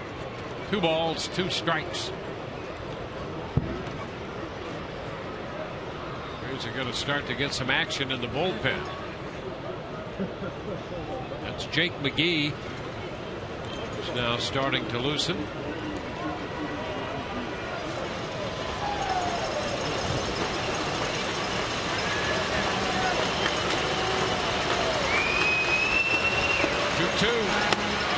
And a miss inside. 3 balls, 2 strikes. Boy, you talk about a big pitch here. 1-run ball game, full count. This very, very close.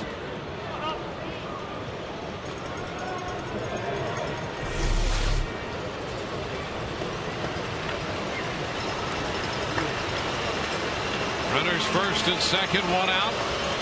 3-2 the count. And the pitch.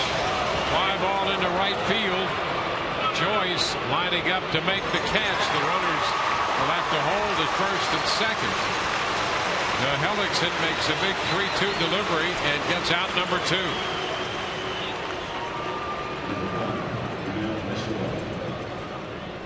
2. Two outs with men at first and second. He's up to 25 pitches in the inning. And the hitter is Yunel Escobar, who is already 2 for 2 today. 5 out of 17 in his career against Hellickson with a home run.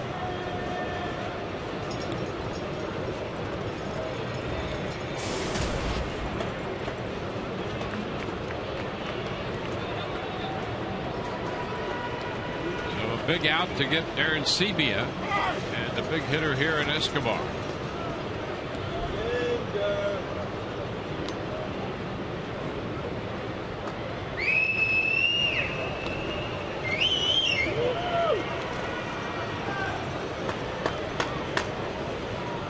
Pitch.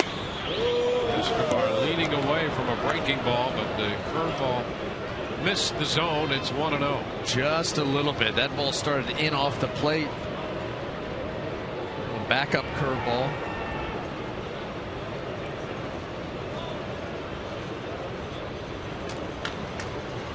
Hellickson's 1-0 delivery. Cut the miss on a fastball. 1-1. He got that pitch by him.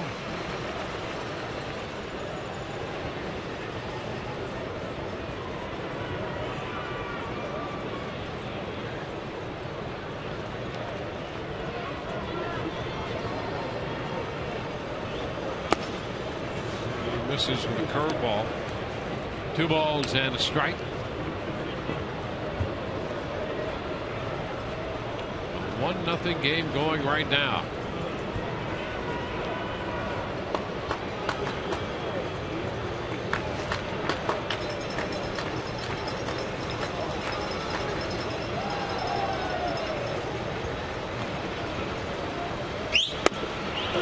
Very close. Just missed. Escobar lays off the change. 3-1.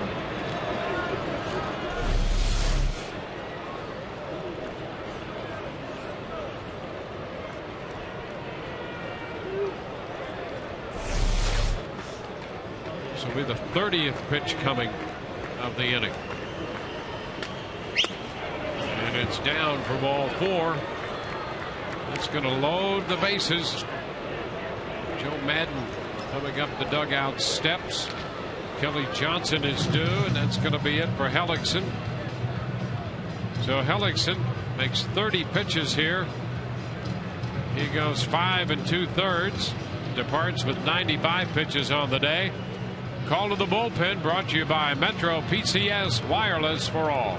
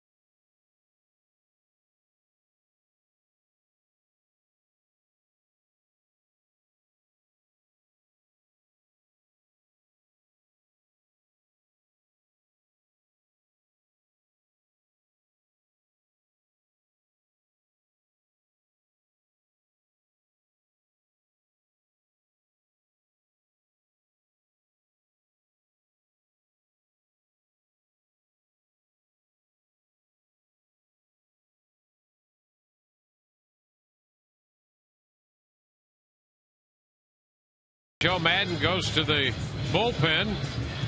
The bases are loaded with 2 outs. Rays lead 1-0, and Jake McGee gets the call from the bullpen. A big spot for Jake. 2 outs and the bases juiced, on for the 65th time.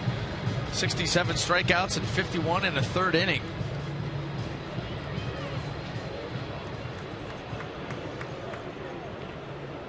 John Farrell's going to stick here with Kelly Johnson, so left on left.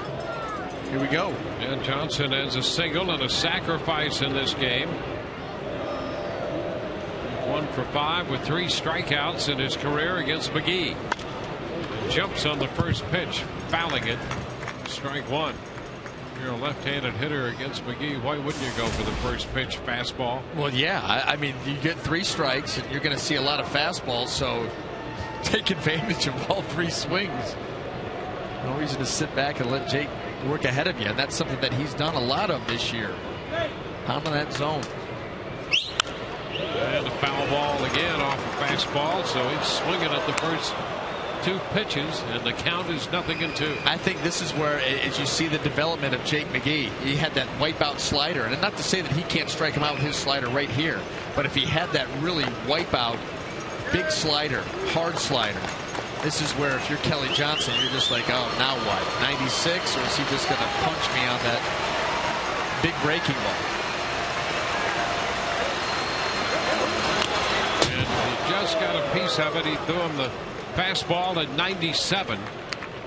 Johnson fouled it away. And you could go down and away right now with that slider and probably pick up a strikeout or a ball off the end of the bat, because that ball was 97 up and on the inner half, and Kelly had to really speed up to foul off. He is absolutely set up for the slider down and away.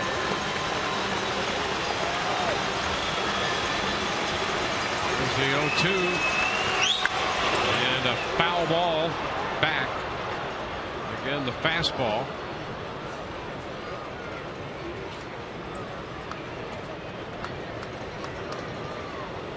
Johnson with 153 strikeouts this year. He's close to matching Jose Canseco's all-time strikeout record for the Toronto Blue Jays, which was 159.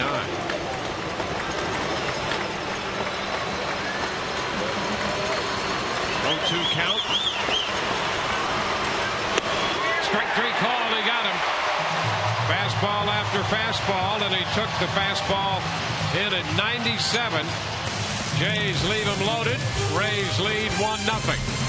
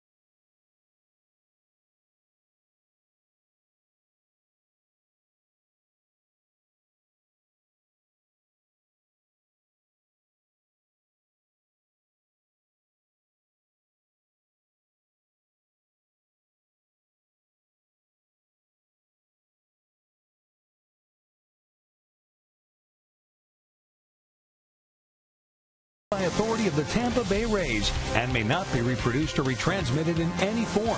And the accounts and descriptions of this game may not be disseminated without the express written consent of the Tampa Bay Rays. Bottom of the 6th inning. Jake McGee finished off the top half by striking out Kelly Johnson with the bases loaded.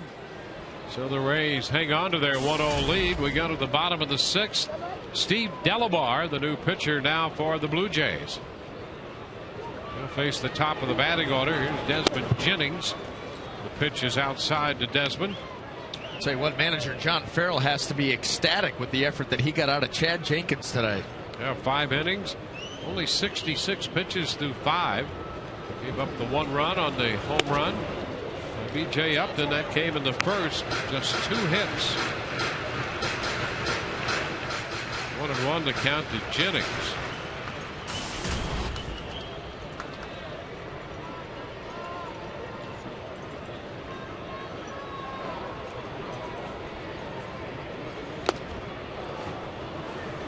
Desmond was hit by a pitch in the 3rd. Rasmus made a fine running catch on a ball deep to center field to the right side of center from Jennings in the 1st.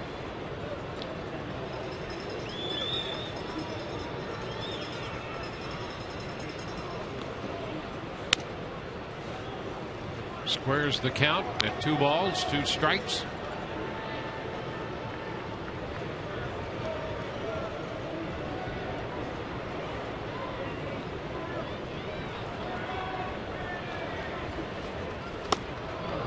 Cut and a miss. Strikes out Jennings. Place your reservations for 2013 season tickets. Establish seniority today and be in line for priority upgrades and exclusive benefits, including the opportunity to purchase 2012 postseason ticket packages. Call 888-FAN-RAYS or visit RaysBaseball.com. Upton has accounted for the only run in this game when he hit the 1st inning homer, his 26th home run of the year. And he lifts a fly ball into right center field. Sierra calling for it. 2 outs here in the 6th. Let's again check in with Todd. All right, in the Bronx, Dwayne Cliff Pennington adds to the A's total today as he breaks the 4-4 tie with this opposite field base hit. Nice slide here at home by Josh Donaldson inside the throw of Ichiro Suzuki. And the A's take the 5-4 lead. Pennington with 3 RBIs, knocking Kuroda out of the game as they head to the bottom half of the 6th inning. Still tied at 1 at Fenway, and Minnesota 6-2 in the 8th over Detroit, guys. And here Ben Zobrist hits in the bottom of the 6th inning. Taps one foul up the right side. Hey, somebody let the Tigers know that the game started. Ready to go? Hey, those are the games. If you want to be in it, yep, you got to win. You got to beat the Minnesota Twins. Yep. They're going to show up and play hard. I'm telling you, this is going to be an interesting 10 days. Foul ball. 0-2. And all because of that second wild card. Yeah. How about that? So many teams in the American League. National League's a little more sedate. Yeah. But the American League, wow. With the second I didn't know the card. National League was still playing. I thought they disbanded. 0-2 the count here. Zobrist facing Delabar. 1-2. Well, how'd you like to be trying to figure out the Tigers? Man. No. You know, everybody's ready to just give them the Central. Crown when the season started. That's right. Not happening. We are not who they thought that they were, I think. That's how it goes. Something like that, yeah. I don't know. Denny Green, get him on the line. He did it better. Look at the Central right now. I mean, the Tigers half game back of the White Sox. White Sox thought they were rebuilding. Their manager, Kenny Williams, said that in the offseason. We're rebuilding. Leiter into center and a base hit for Zobrist. So the Rays pick up their 3rd hit. Yeah, they're supposed to be rebuilding. The Tigers are supposed to run away with the division. Right, and neither one of them got the memo. Yeah. Here's Evan Longoria.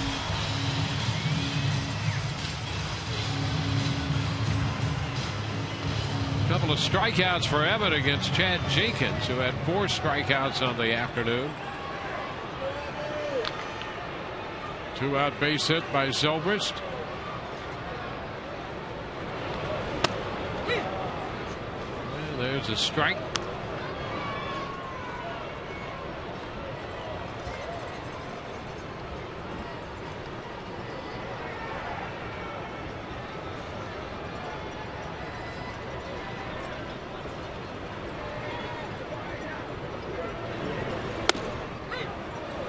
And a strike call.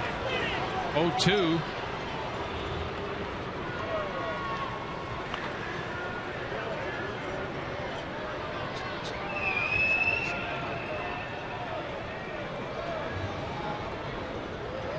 Count.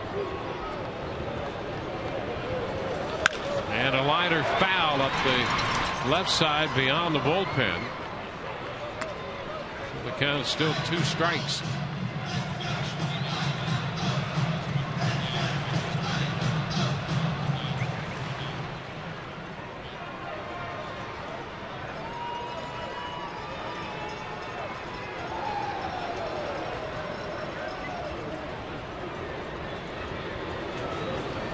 Ground ball. Backhanded by Escobar. Throw to first, and Evan beats it out. Long throw from Escobar, and Longoria is still far from 100%. Closer and closer, perhaps each day. But he has an infield hit. Well, when Escobar had to go down and he's deep. See, Evan gets out, reaches, and pulls that ball. He is deep right there. Long throw, and Evan, smelling that base hit, is able to get through there. Evan tried to leg it out and be careful all at the same time. Yeah, I don't know how you do that. I don't know either. How you walk that fine line. And he may have extended himself there trying to get that hit, but that is just so disciplined to be able to do that, because your mind is telling you, get there, get there. You've got to take it right to the edge. You got to be an edge walker. An infield hit. Here's Luke Scott.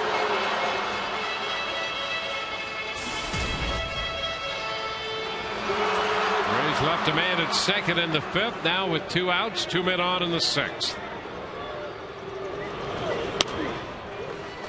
Pitch outside. 1 ball, no strikes.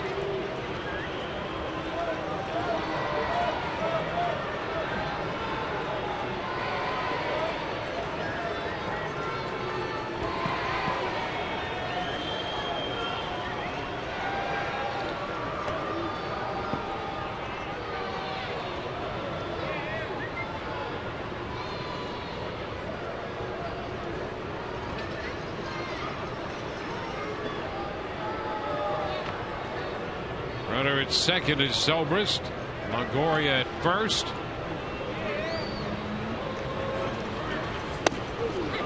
And that's a strike. 1-1.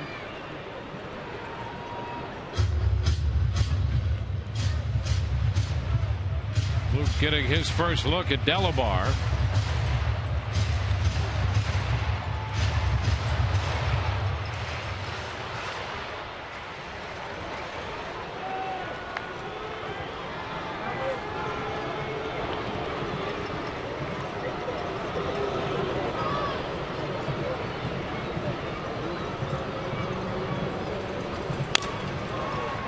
Tap foul, runs the count to 1 ball, 2 strikes.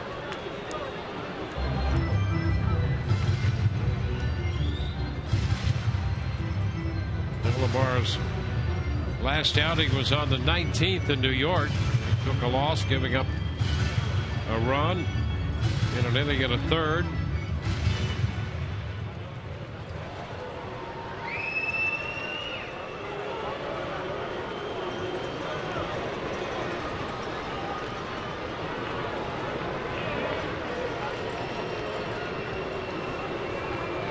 Jenkins for 5. Now Delabar.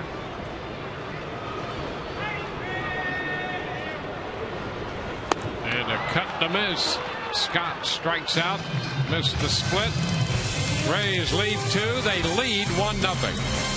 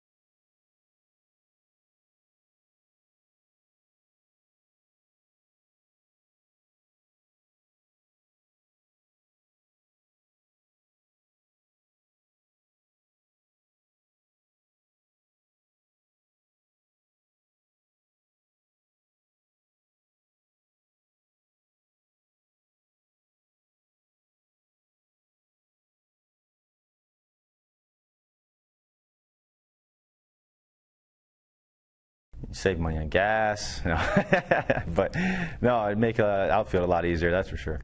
Probably be invisible, because you could get into anything you wanted to and not be noticed.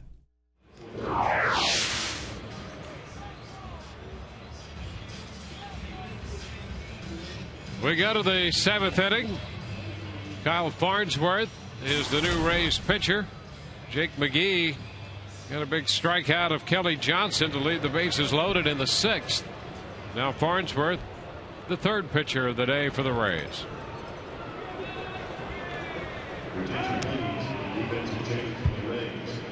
We also have a new catcher. Jose Molina takes over.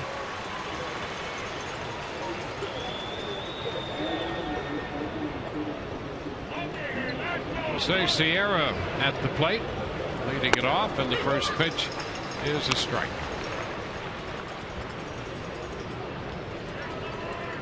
Anthony Ghost next, and then the top of the order, Brett Lawrie.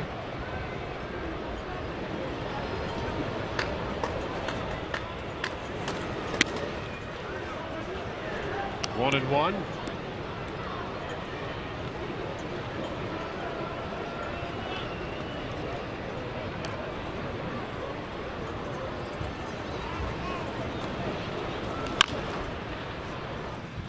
One ball, 2 strikes.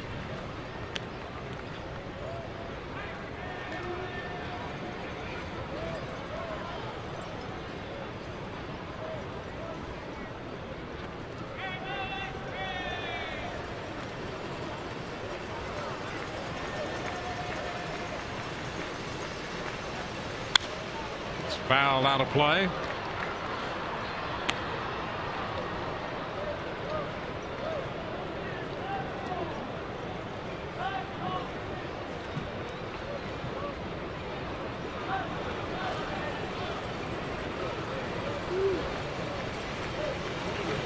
Farnsworth worked an inning in the game here last night. It's Keppinger at second, gloving this one. Over to Pena. Sierra is the first out in the 7th.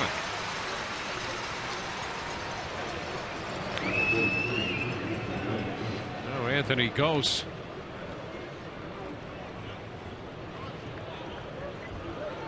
Ghost had the infield hit in the 5th inning, giving him a 1-for-2 day. Wade Davis, the righty. J.P. Howell, the lefty.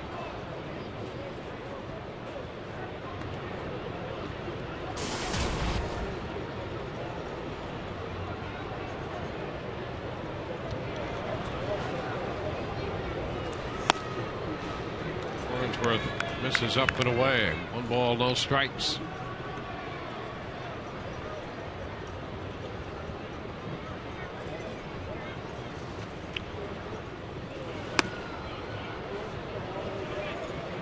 Two 2-0. It's 5-4 Oakland. The game is in the bottom of the 6th inning.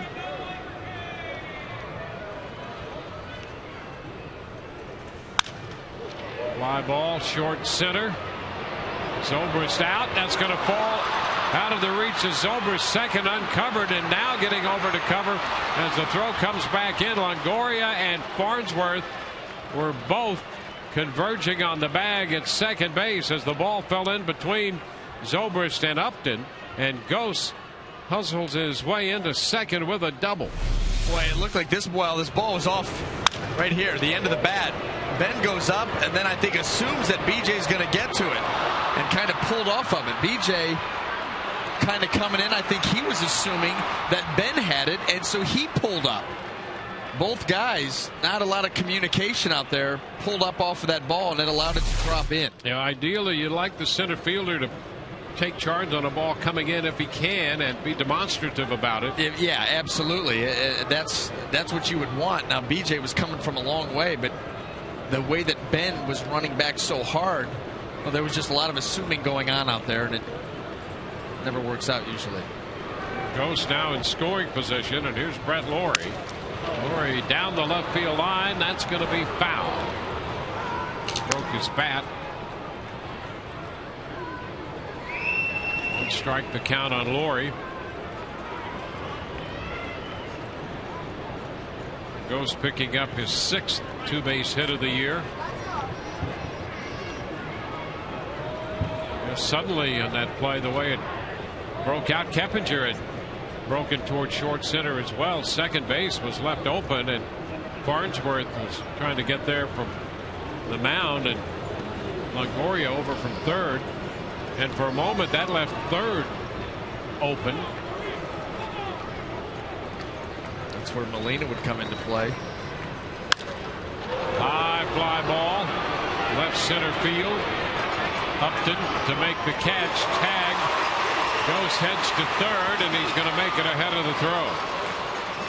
He'll be there with 2 outs. A little deep job by Ghost.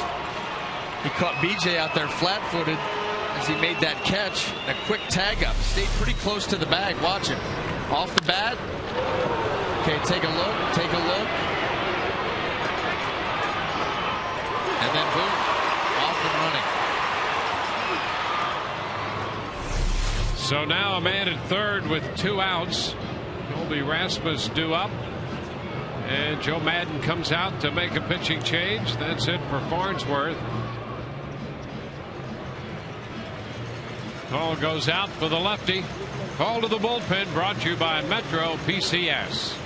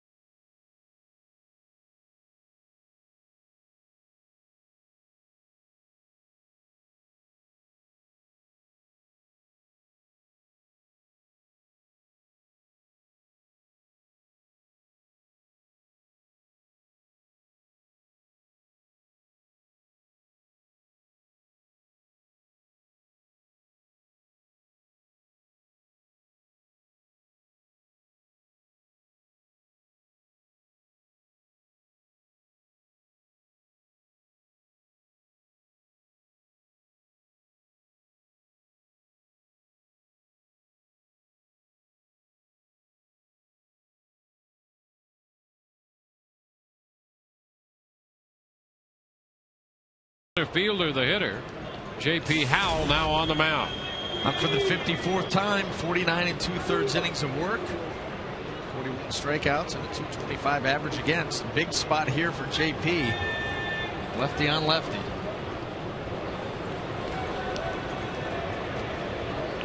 Rasmus, nothing of 3. And a little broken bat hopper toward Keppinger. Howell with a great pickup and the throw. He got him. J.P. Howell never gave up on that ball. Keppinger was going to have a tough chance to get the runner. And J.P. Howell, coming out of nowhere, came up, didn't give up on the play, and made it at first to retire the side. Here it is. Stamp it with a star.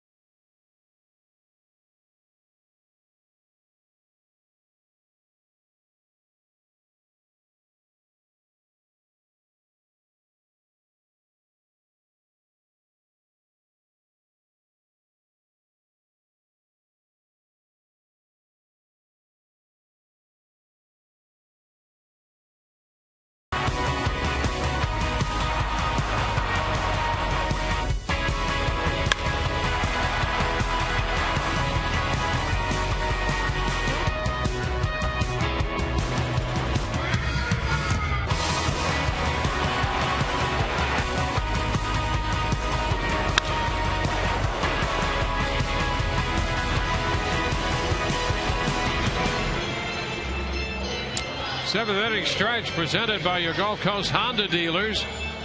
1-0 the Rays lead, and boy, what a defensive play by J.P. Howell to get Rasmus at first base. And the way this game is stacking up, this is a very big play. Well, Keppinger had absolutely no play. And so you see what J.P. Howell was able to do right there. This is unbelievable. He's going back towards second base, not used to making those kind of plays, has to field it, throw, dive it. I mean, that is just tremendous. A bit of tie ball game. Never seen a pitcher first play like that before, and we might not for a long time. That was exceptional, and at a crucial spot here.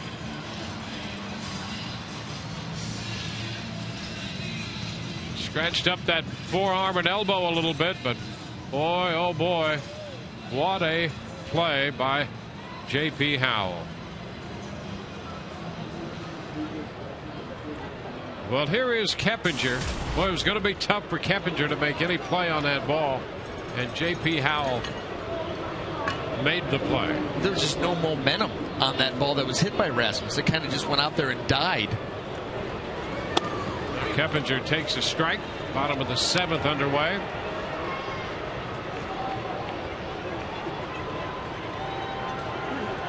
If the Rays pull this thing off and get to the postseason, that's going to be a play that will be long remembered. Great effort by J.P. Howell. 2 strikes the count here to Keppinger. Rays counting this one. 10 games left. They're 3.5 back from the second wild card spot.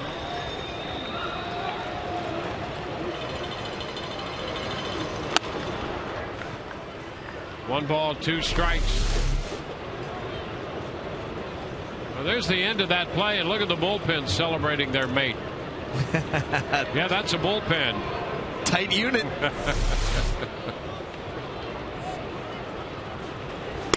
Swing and a miss. Keppinger is out on strikes. It's 3 strikeouts now for Delabar. So he has worked an inning and a third. Matt Joyce is due, and John Farrell is up out of the dugout and on his way to the mound.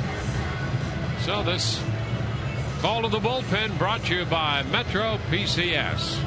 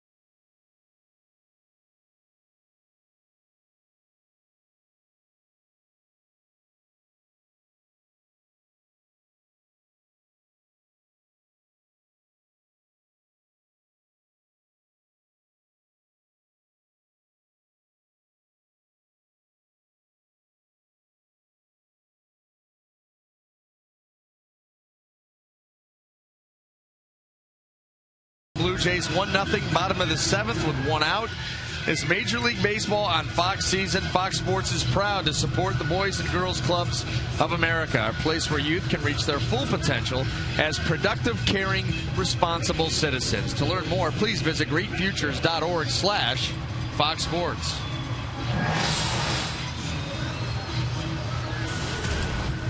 Darren Oliver, the new pitcher. Veteran lefty, pitcher number 3.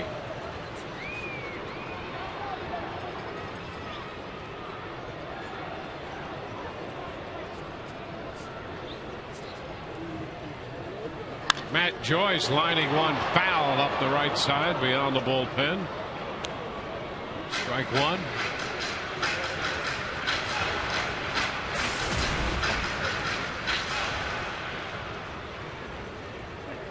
Matt doubled in the 5th.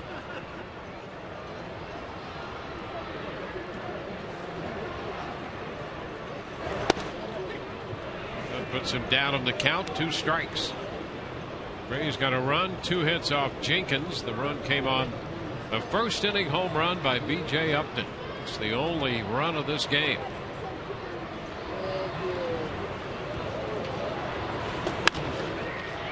Pitch is lifted up the left field side. Foul ball out of the reach of Ghost. As far as Ghost was playing Joyce around toward left center, he could not get there in time to catch the foul ball. Well, the Rays coming into this game had scored 43 runs over their last 4 games. That's the most in club history over a 4-game span. Winning last night's game 11-5, and here they are hooked up in a 1-0 ball game this afternoon. Joyce lines it into right field. Sierra started in but goes back now and makes the catch. 2 gone. Rays it at 381 during the stretch of that 4-game span.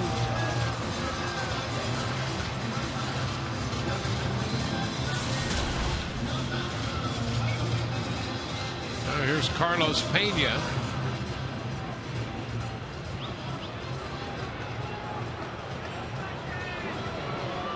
Pena's popped out and has been called out on strikes.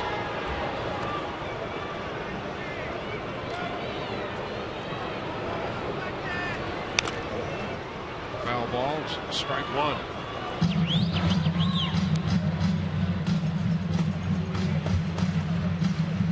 Run 4 hits for the Rays, no runs, 6 hits for the Blue Jays.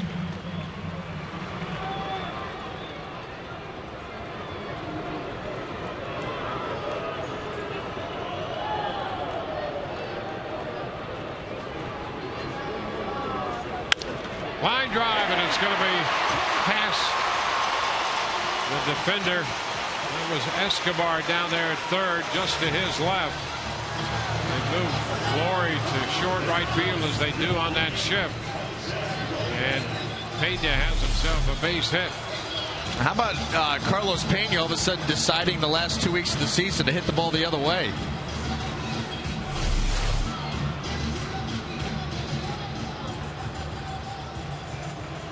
His average to 199. And here's Jose Molina. Molina took over behind the plate in the top of the inning. It's his first at bat and takes a strike.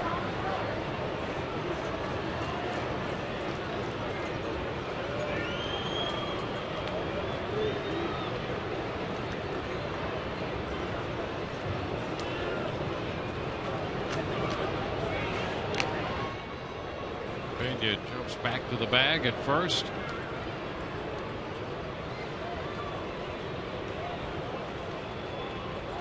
The rookie Jenkins started. Delabar, now the veteran Oliver.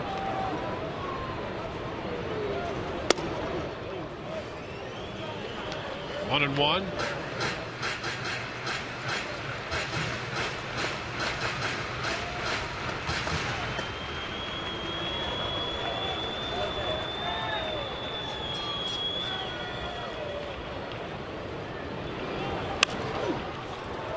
Foul the other way. 1 ball, 2 strikes.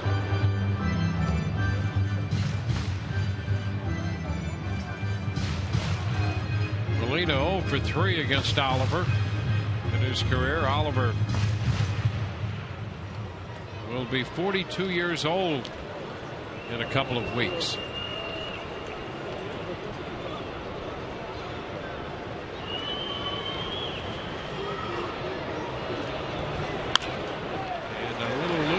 the right field side foul. Holds the count at a ball and 2 strikes.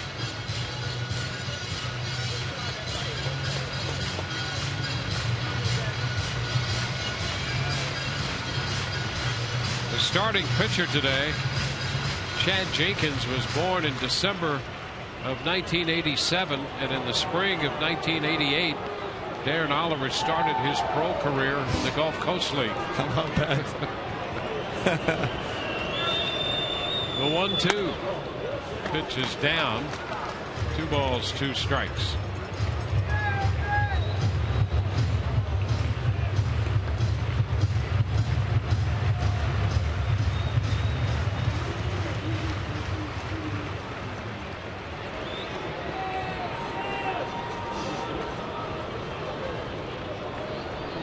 To first, Pena again back in.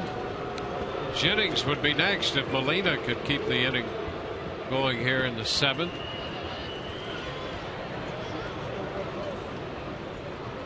Has been on deck, 0 for 2. He's been hit by a pitch. And Molina way out in front of that curveball, strikes out. Didn't come close, and so the Rays leave a man. We go to the 8th. It's 1-0 Tampa Bay.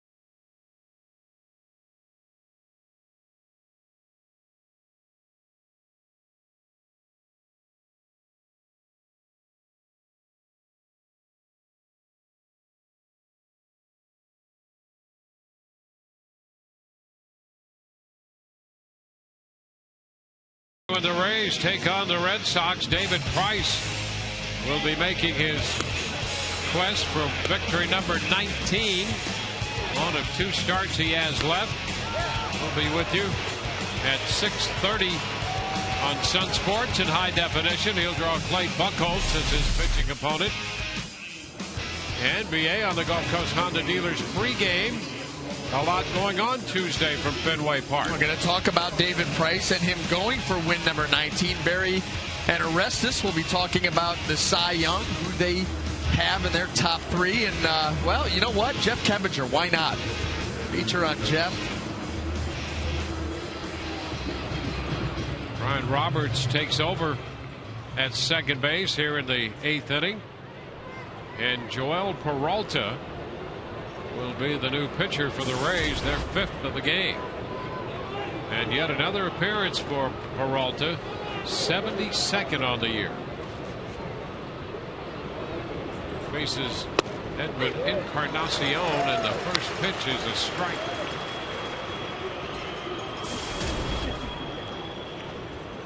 Peralta worked an inning yesterday, gave up a run on a couple of hits.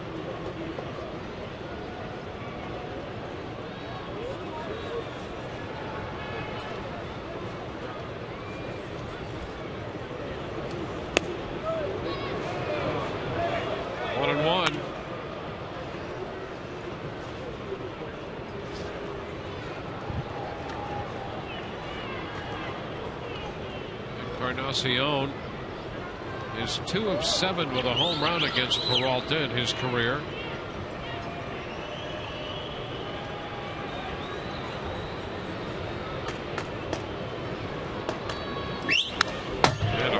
ball. Encarnacion out after the fastball and fouled it back. They have Lynn to follow, and then Aaron Sebia due up.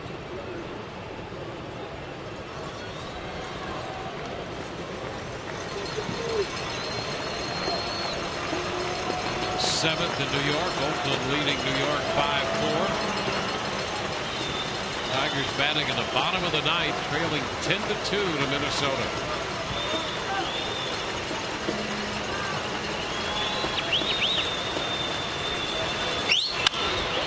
Encarnacion sends a fly ball to right.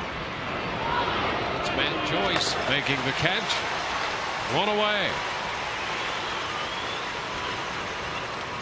Very smart pitching there by Peralta, keeping that ball away from Encarnacion, getting him to reach. Once you get a hitter to reach, especially on a ball that's down and away, they lose all of their power. Instead of driving that ball to right field, they're still looking to pull. They've got to reach. Power's zapped, and the lazy fly ball.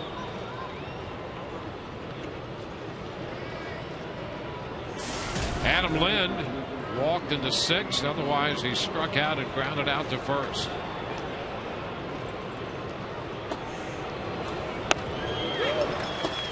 Pitch is a strike.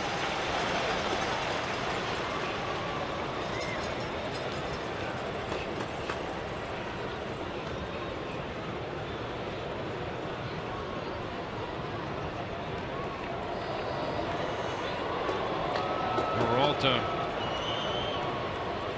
heating up a lot of innings and a lot of appearances out of the bullpen.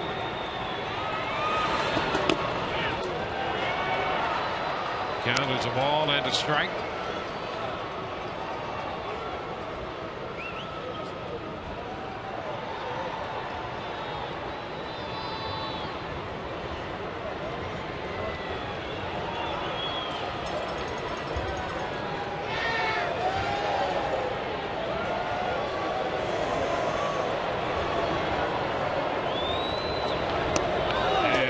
In there. Move up on the breaking ball, and it's a strike call, 1-2.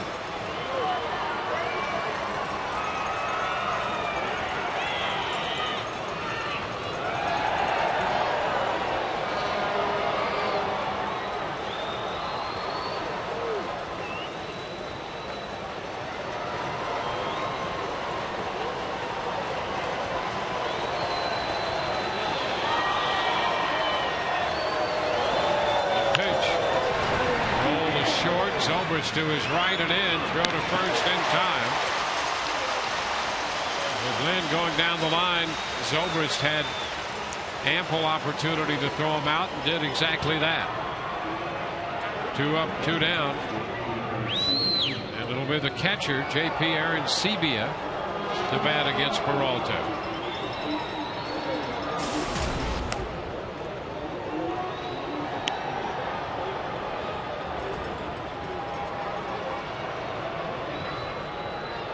Aaron Sebia struck out against Hellickson in the second, grounded out against Hellickson in the fourth. And in the sixth inning, Hellickson got him on a fly ball to right. Now facing Peralta. The pitch is low. A ball and no strikes.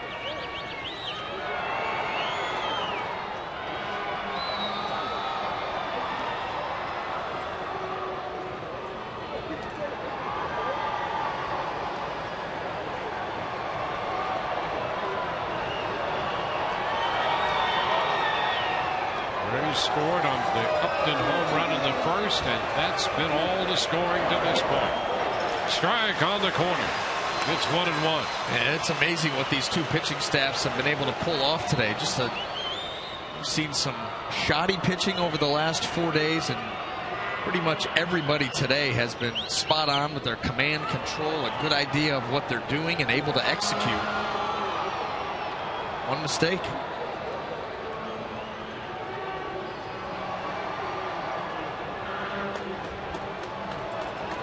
1-1. Too high. 2 balls, 1 strike. Rays were 6 games behind the second wild card race with 14 games left to play. They're in a situation where they have 10 games left to play, counting this one right now. And they started the day 3.5 out of the second wild card spot. 2-2 the count to Aaron TBA.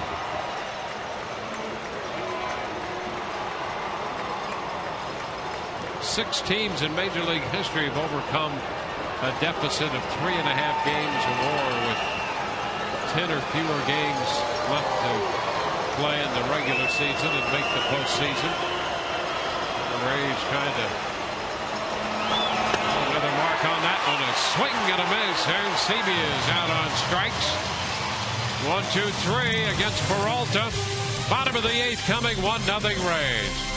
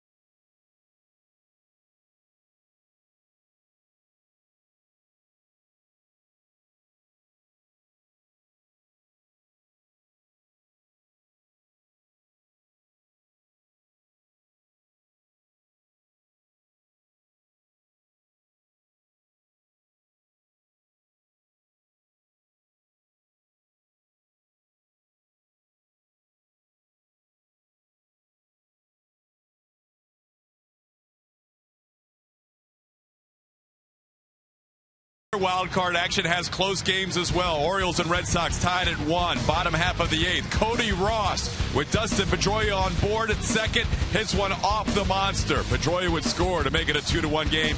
Red Sox still batting, leading 2-1 in the 8th inning. Jared Weaver threw 33 pitches but got through the first inning against Chicago. 13 in the second. He's got 46 pitches through 2. They are scoreless in Anaheim, and Oakland still leads the Yankees as they head to the 8th in the Bronx, guys.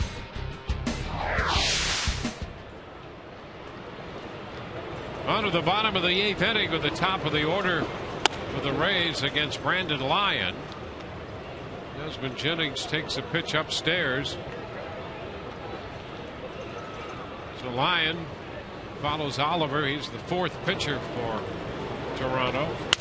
And a broken bat, looper into center, and there's a base hit. Well, the bat exploded all over the place. Pieces of it in front of the plate. Barrel end of the bat out near the shortstop position. And Jennings is aboard with a leadoff single.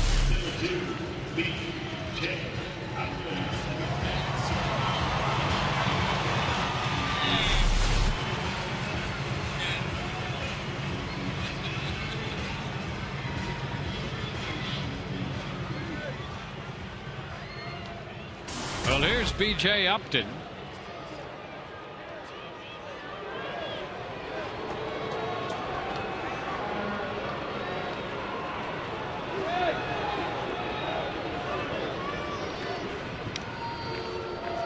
Jennings 28 out of 30 in the running game this year for the Rays, and he's aboard with a leadoff single in the 8th as they try to add to this 1-0 ball game right now.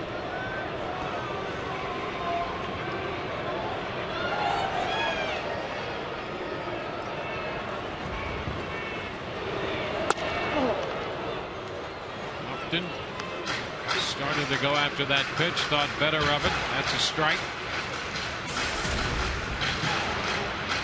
33-year-old right-hander.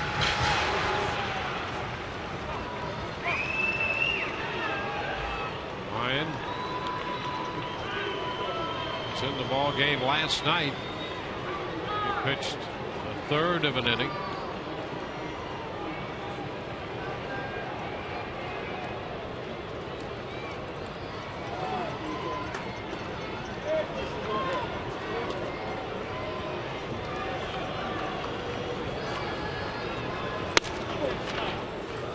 One and one.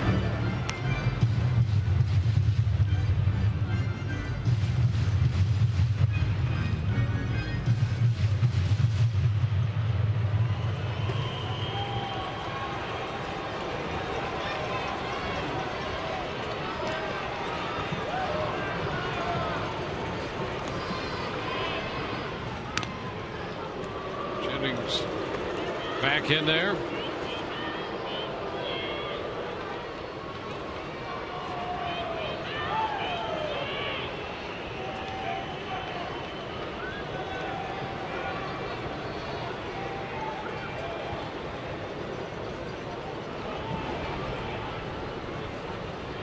Starts to go, stops, and the pitch is fouled by Upton. 1-2.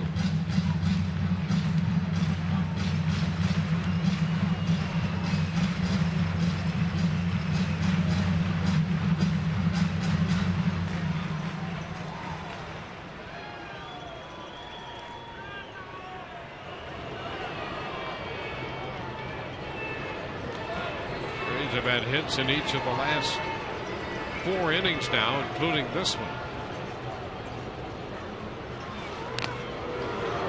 On to first. Jennings from Lyon. Braves got a double from Joyce with 1 out in the 5th. Left him on with 2 outs. Back-to-back base hits in the 6th. Left those hitters on. 2-out base hit from Pena in the 7th. He was stranded. Braves have left 5 and Toronto 8. The liner into center field. Rasmus closes, however, and makes the catch. BJ hit that ball well. He certainly did. That's all you're looking to do as a hitter. Be on time with your swing and make solid contact. That's exactly what BJ did. Happened to be right at Rasmus. He's able to track that down and make the catch.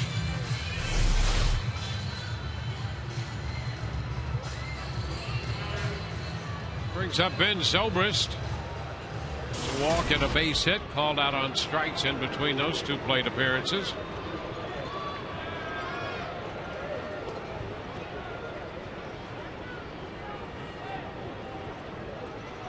A pitch away, snap throw to first. Jennings back in as Aaron Sebia went down to Lind with the peg.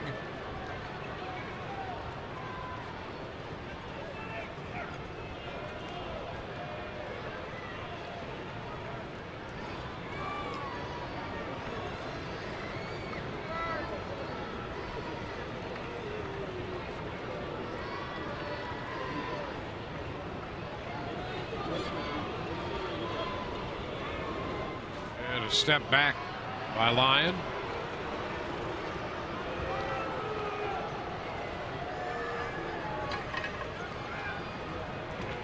He's wrapping up the homestand and the series against the Blue Jays. Heading out to Boston tomorrow evening. Taking on the Red Sox beginning Tuesday, Wednesday in Boston. And into Chicago. There goes Jennings. Pitch inside. The throw not going to be in time. Jennings with his 29th stolen base. He's 29 out of 31 stealing bases. Now he's in scoring position. There he goes.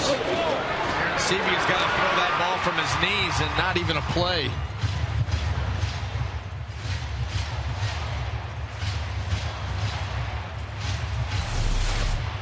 And there's another potential run out there in scoring position. They're going to walk Zobrist intentionally down 2-0 in the count. with first base open. They'll walk him and try to set up a double play possibility. And Evan Longoria will be the hitter against Lyons.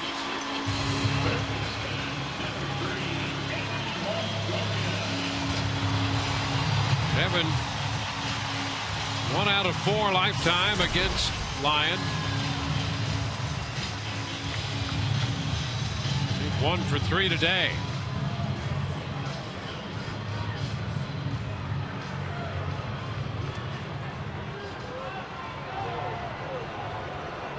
Rays looking for some cushion to carry into the 9th.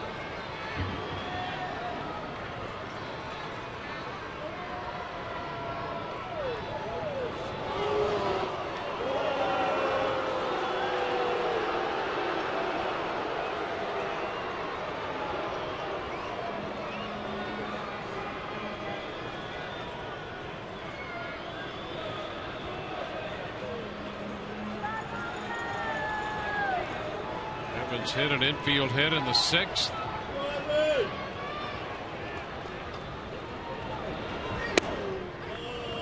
Breaking ball from Lyon to start him. That's a strike.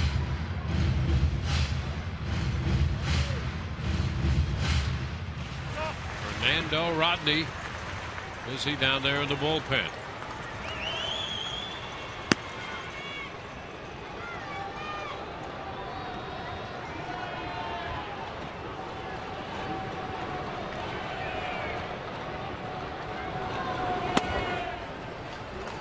One and one.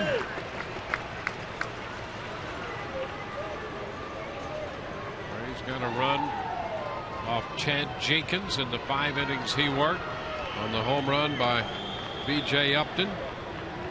Steve Delabar worked an inning and a third. Oliver 2/3. Lyon on in the 8th.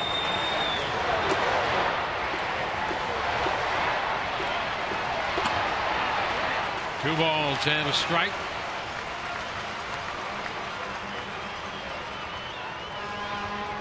Oakland batting in the 8th inning in New York, leading the Yankees 5-4.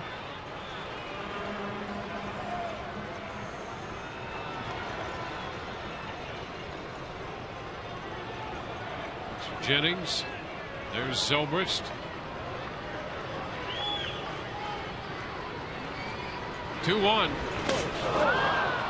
That takes the count to 2-2. A little over aggressiveness there by Evan. Count in his favor. A couple of runners aboard. Raised with just 1 run on the board. Goes after a breaking ball down in the dirt.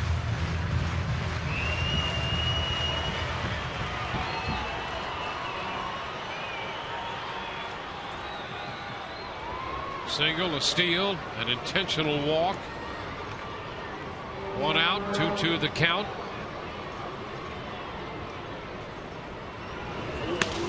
And this time Evan lays off that curveball. Full count.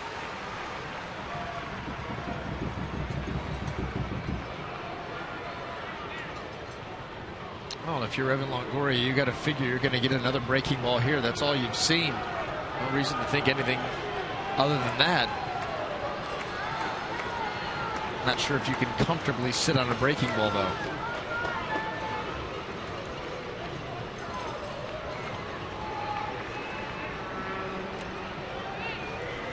(3-2) and a bouncing ball foul outside of third. Pitch had a little cut on it. So we'll see another 3-2 pitch here to Longoria. Toronto due with Escobar, Johnson, and Sierra in the 9th inning, and the Rays have Fernando Rodney ready to go.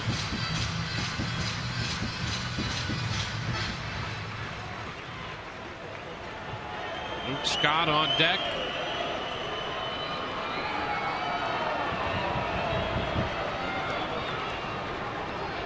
And the second 3-2 pitch with the runners going. Pitch skied into deep right. Sierra's going to go to the wall. It's off the wall. Extra bases for Longoria. Jennings scores. Zobrist heads to the plate. The throw offline. It's a double for Longoria, who comes through to drive in 2, and the Rays lead 3-0. Rays started the runners on the second 3-2 pitch, and Longoria doubles into right center off the wall over the head of Sierra. 3-0 Tampa Bay. One breaking ball after the other. And then here you go, another one. This one stays up and out over the plate. Probably the worst of the bunch. And Evan just waits back on it and shoots his ball to right field. Sierra's got a chance here, but it gets over him off the wall. And with the runners being in motion, they both come home. Some breathing room.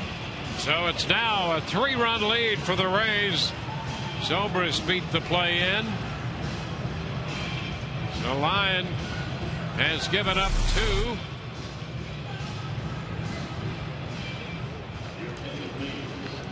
He departs with Longoria at second base. Aaron Loup will be brought on now to face the left-handed bat of Luke Scott, although Joe Maddon's going to counter that move.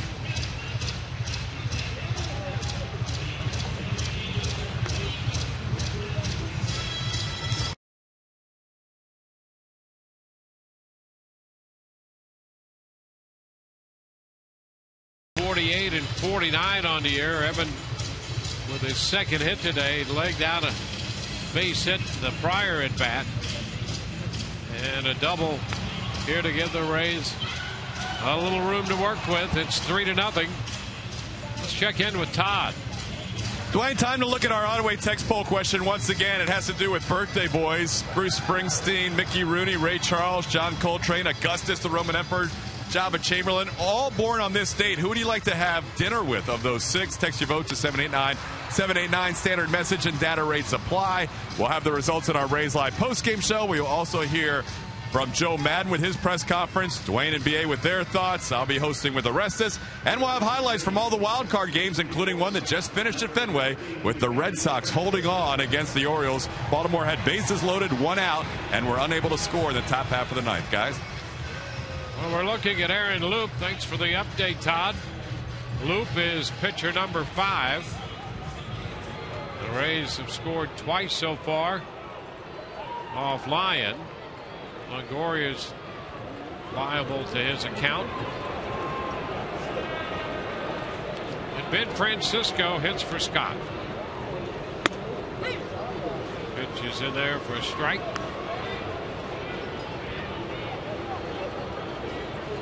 Scott had gone 0 for 3.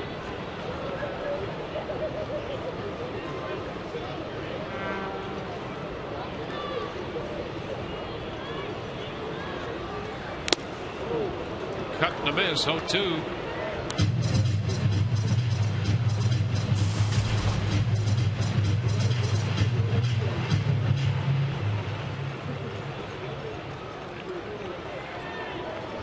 Appearance for Luke.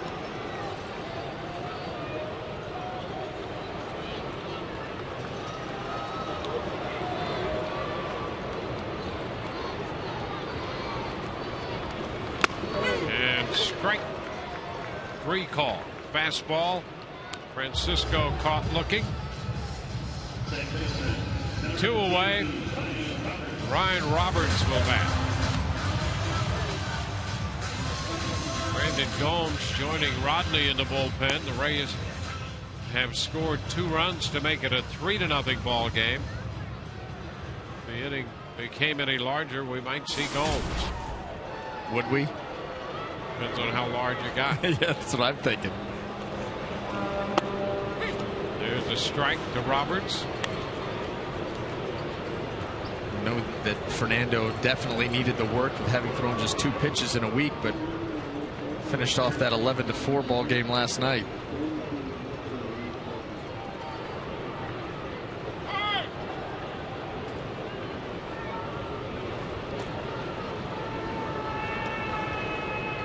One strike to count.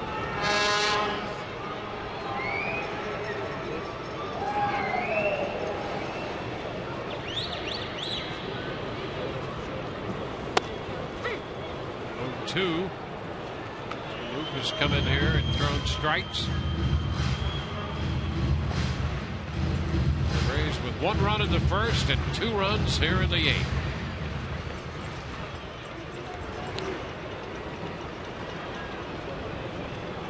Red Sox, as Todd told us, over the Orioles.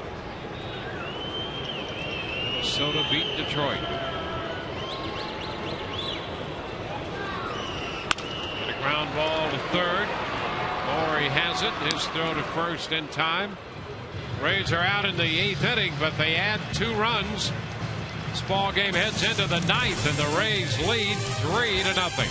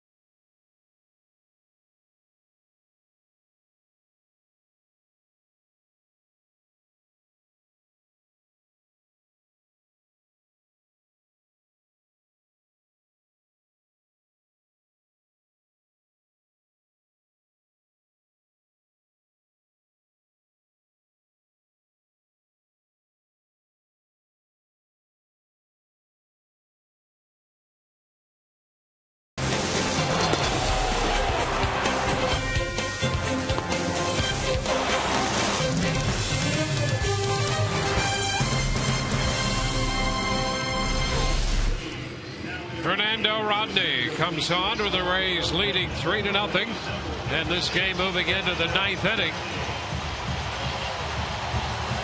Now, hard to be better than Rodney's been. No, and as good as he's been all season long, you still love the fact that the Rays were able to tack on a couple of runs and give him some room to work with. But 43 out of 45 in the saves, and how about the ERA? Microscopic at .65.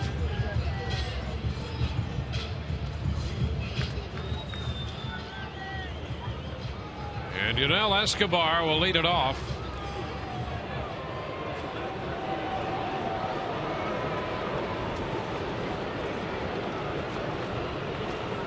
Escobar takes the first pitch and it's down. He's been on 3 times with 2 singles and a walk. Rays have shut out Toronto on 6 hits, spread among 6 pitchers. 2 balls, no strikes. Hellickson worked 5 2/3.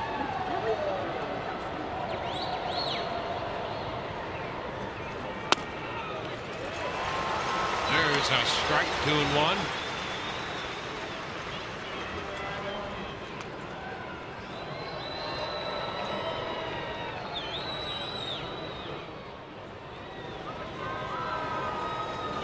Ground ball headed toward the middle.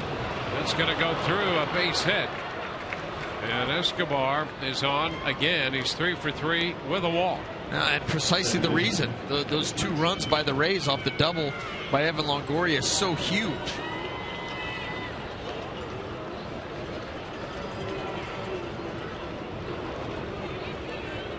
Well, and here you're going to have Rodney with this runner aboard deal with the bottom of the order or potentially pinch hitters. Kelly Johnson. Johnson, the base hit, a sacrifice, and a strikeout. He takes a fastball, strike 1.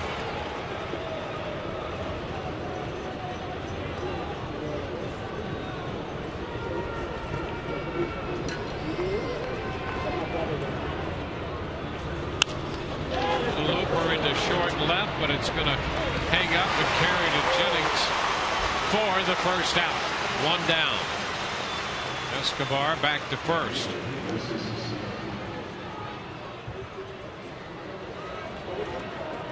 It'll be Sierra.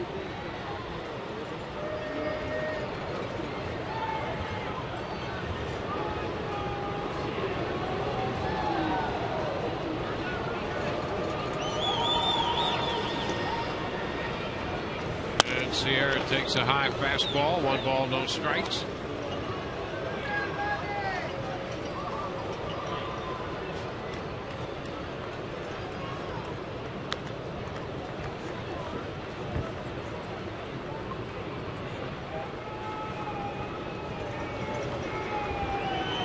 No strikes. Escobar at first.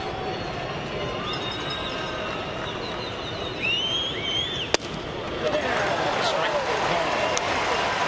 Fastball to take the count to 1-1.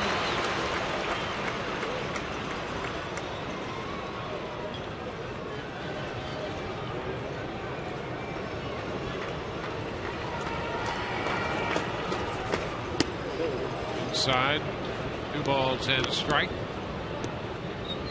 The Rays after their 15th shutout of the year. After their 83rd win. Starting the day 3.5 back of the second spot in the wild card race.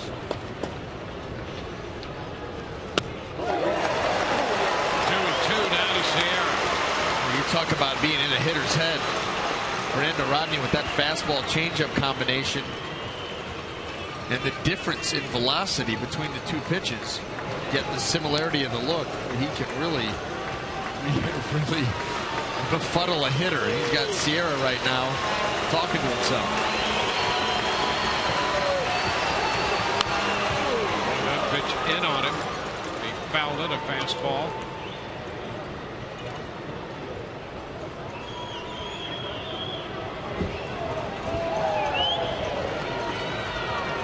Batting in the 9th inning in New York, leading 5-4.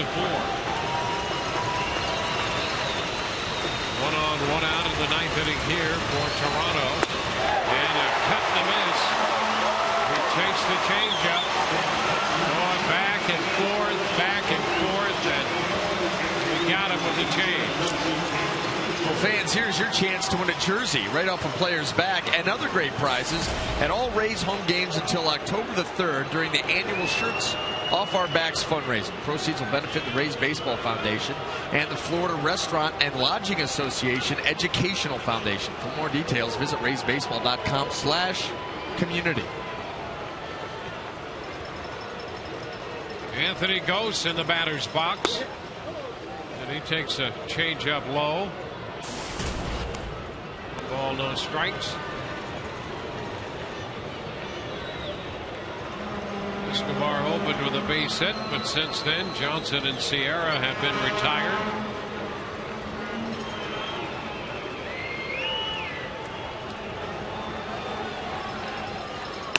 That's a strike on the corner. 1-1.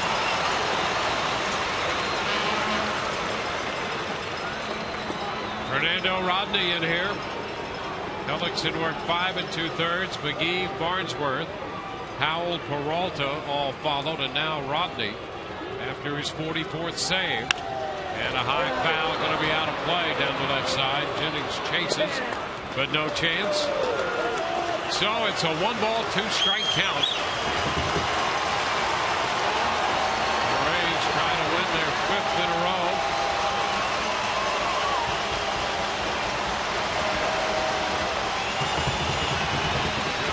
First and 2 in the 8th to lead 3-0.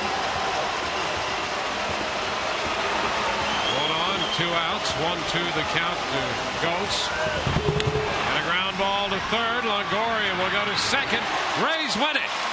Rays sweep the Toronto Blue Jays. Post a 3-0 victory here this afternoon at Tropicana Field over Toronto. Hellickson's going to get the win, and a save for Rodney. And at the moment, the Rays are 3 back of that second wild card spot with 9 games left to play. And where they will be exactly depends upon the outcome of that Oakland-New York game. So Hellickson picks up the win, 9-10. The loss to Chad Jenkins, he's 0-2. And the save for Rodney, he's 44 out of 46 on the year. And as we promised earlier in the day, it's Miller time, brought to you by Miller Lite. Everybody contributed in this one, including J.P. Howell with this great play on that ball hit by Colby Rasmus. That got the Rays out of the top half of the 7th inning. And the Rays go on to post their 15th shutout for the pitching staff this year. Right now, Todd Callis standing by with Evan Longoria on the field. Thank you, Dwayne. Longo, after all those runs the last 4 games, it seemed like today was more the Rays formula. Good pitching, enough hitting, and really solid defense. Yeah, I mean, it did seem like we're kind of back in old form. The last 2 games were really something for us to build off of offensively. I thought Jenkins did a pretty good job early in the game, keeping us off the board, and Helly stayed in there strong and did what we expected him to do, and we ended up putting a couple on the board late, and Fernando comes in and closes it out. A lot of good defensive plays from you. A lot of days in a row you're playing at third base. Even that last play was a tough play. Are you feeling more and more comfortable playing day in and day out and at third base? It's a grind. I do feel more comfortable offensively when I play third base every day. So it's kind of been my focus to try and go out there as many days as I can in a row, especially since as of late I've been feeling really good at the plate. So I'm going to try and keep that going. Off day tomorrow will be great, and hopefully I can play another, rest of the season. You made those 2 plays that 1 inning, and then Carlos wrapped it up on the corners. How about the play of the game, maybe defensively, by the relief pitcher, JP? I mean, maybe the play of the year. When that ball was hit, I thought we were in trouble. I think he got a little bit of a break with the way that he hit the ball. It backspun and kind of stayed close to him to allow him to make that play. But regardless, I mean, that's not something you see every day. That was a great play. How about that last AB? Runners on the move there in a 3-2 count. You saw a lot of pitches in that event. Yeah, I mean, again, he threw me a couple curveballs, one that I chased. And I just told myself, kind of stay back. Don't get beat by the curveball out in front. And the pitch before that was a cutter. And I kind of fouled it off and, continued to try and tell myself to stay the other way. And the next pitch was probably middle up and was able to stay inside of it. Final thing, Longo. Beginning of this homestand, you lose the first 2, and then it seemed like the Rays had a we have nothing to lose attitude, and you guys played as well as you played all year long. Did you notice a change somewhere in the midst of this homestand? The game that we won in walk-off fashion was the turning point for us. We kind of sensed a little bit of that magic that we've had over these years, and it's something that hasn't been there. I feel like a lot of the close games that we've had this year, we've been on the losing end of, and that was one, down 4 runs or whatever we were going into the 9th, that kind of instills some belief in you, and so we try to ride that momentum. I mean, we did a great job after that in the next 5 games, and we just try to ride that out. Thanks, Evan. All right, thanks. All right, guys, Evan Longoria, back to you. All right, Rays down to 9 games left, and they do believe Rays pick up a 3-0 victory to complete the sweep of Toronto here this afternoon. We'll be right back in a moment.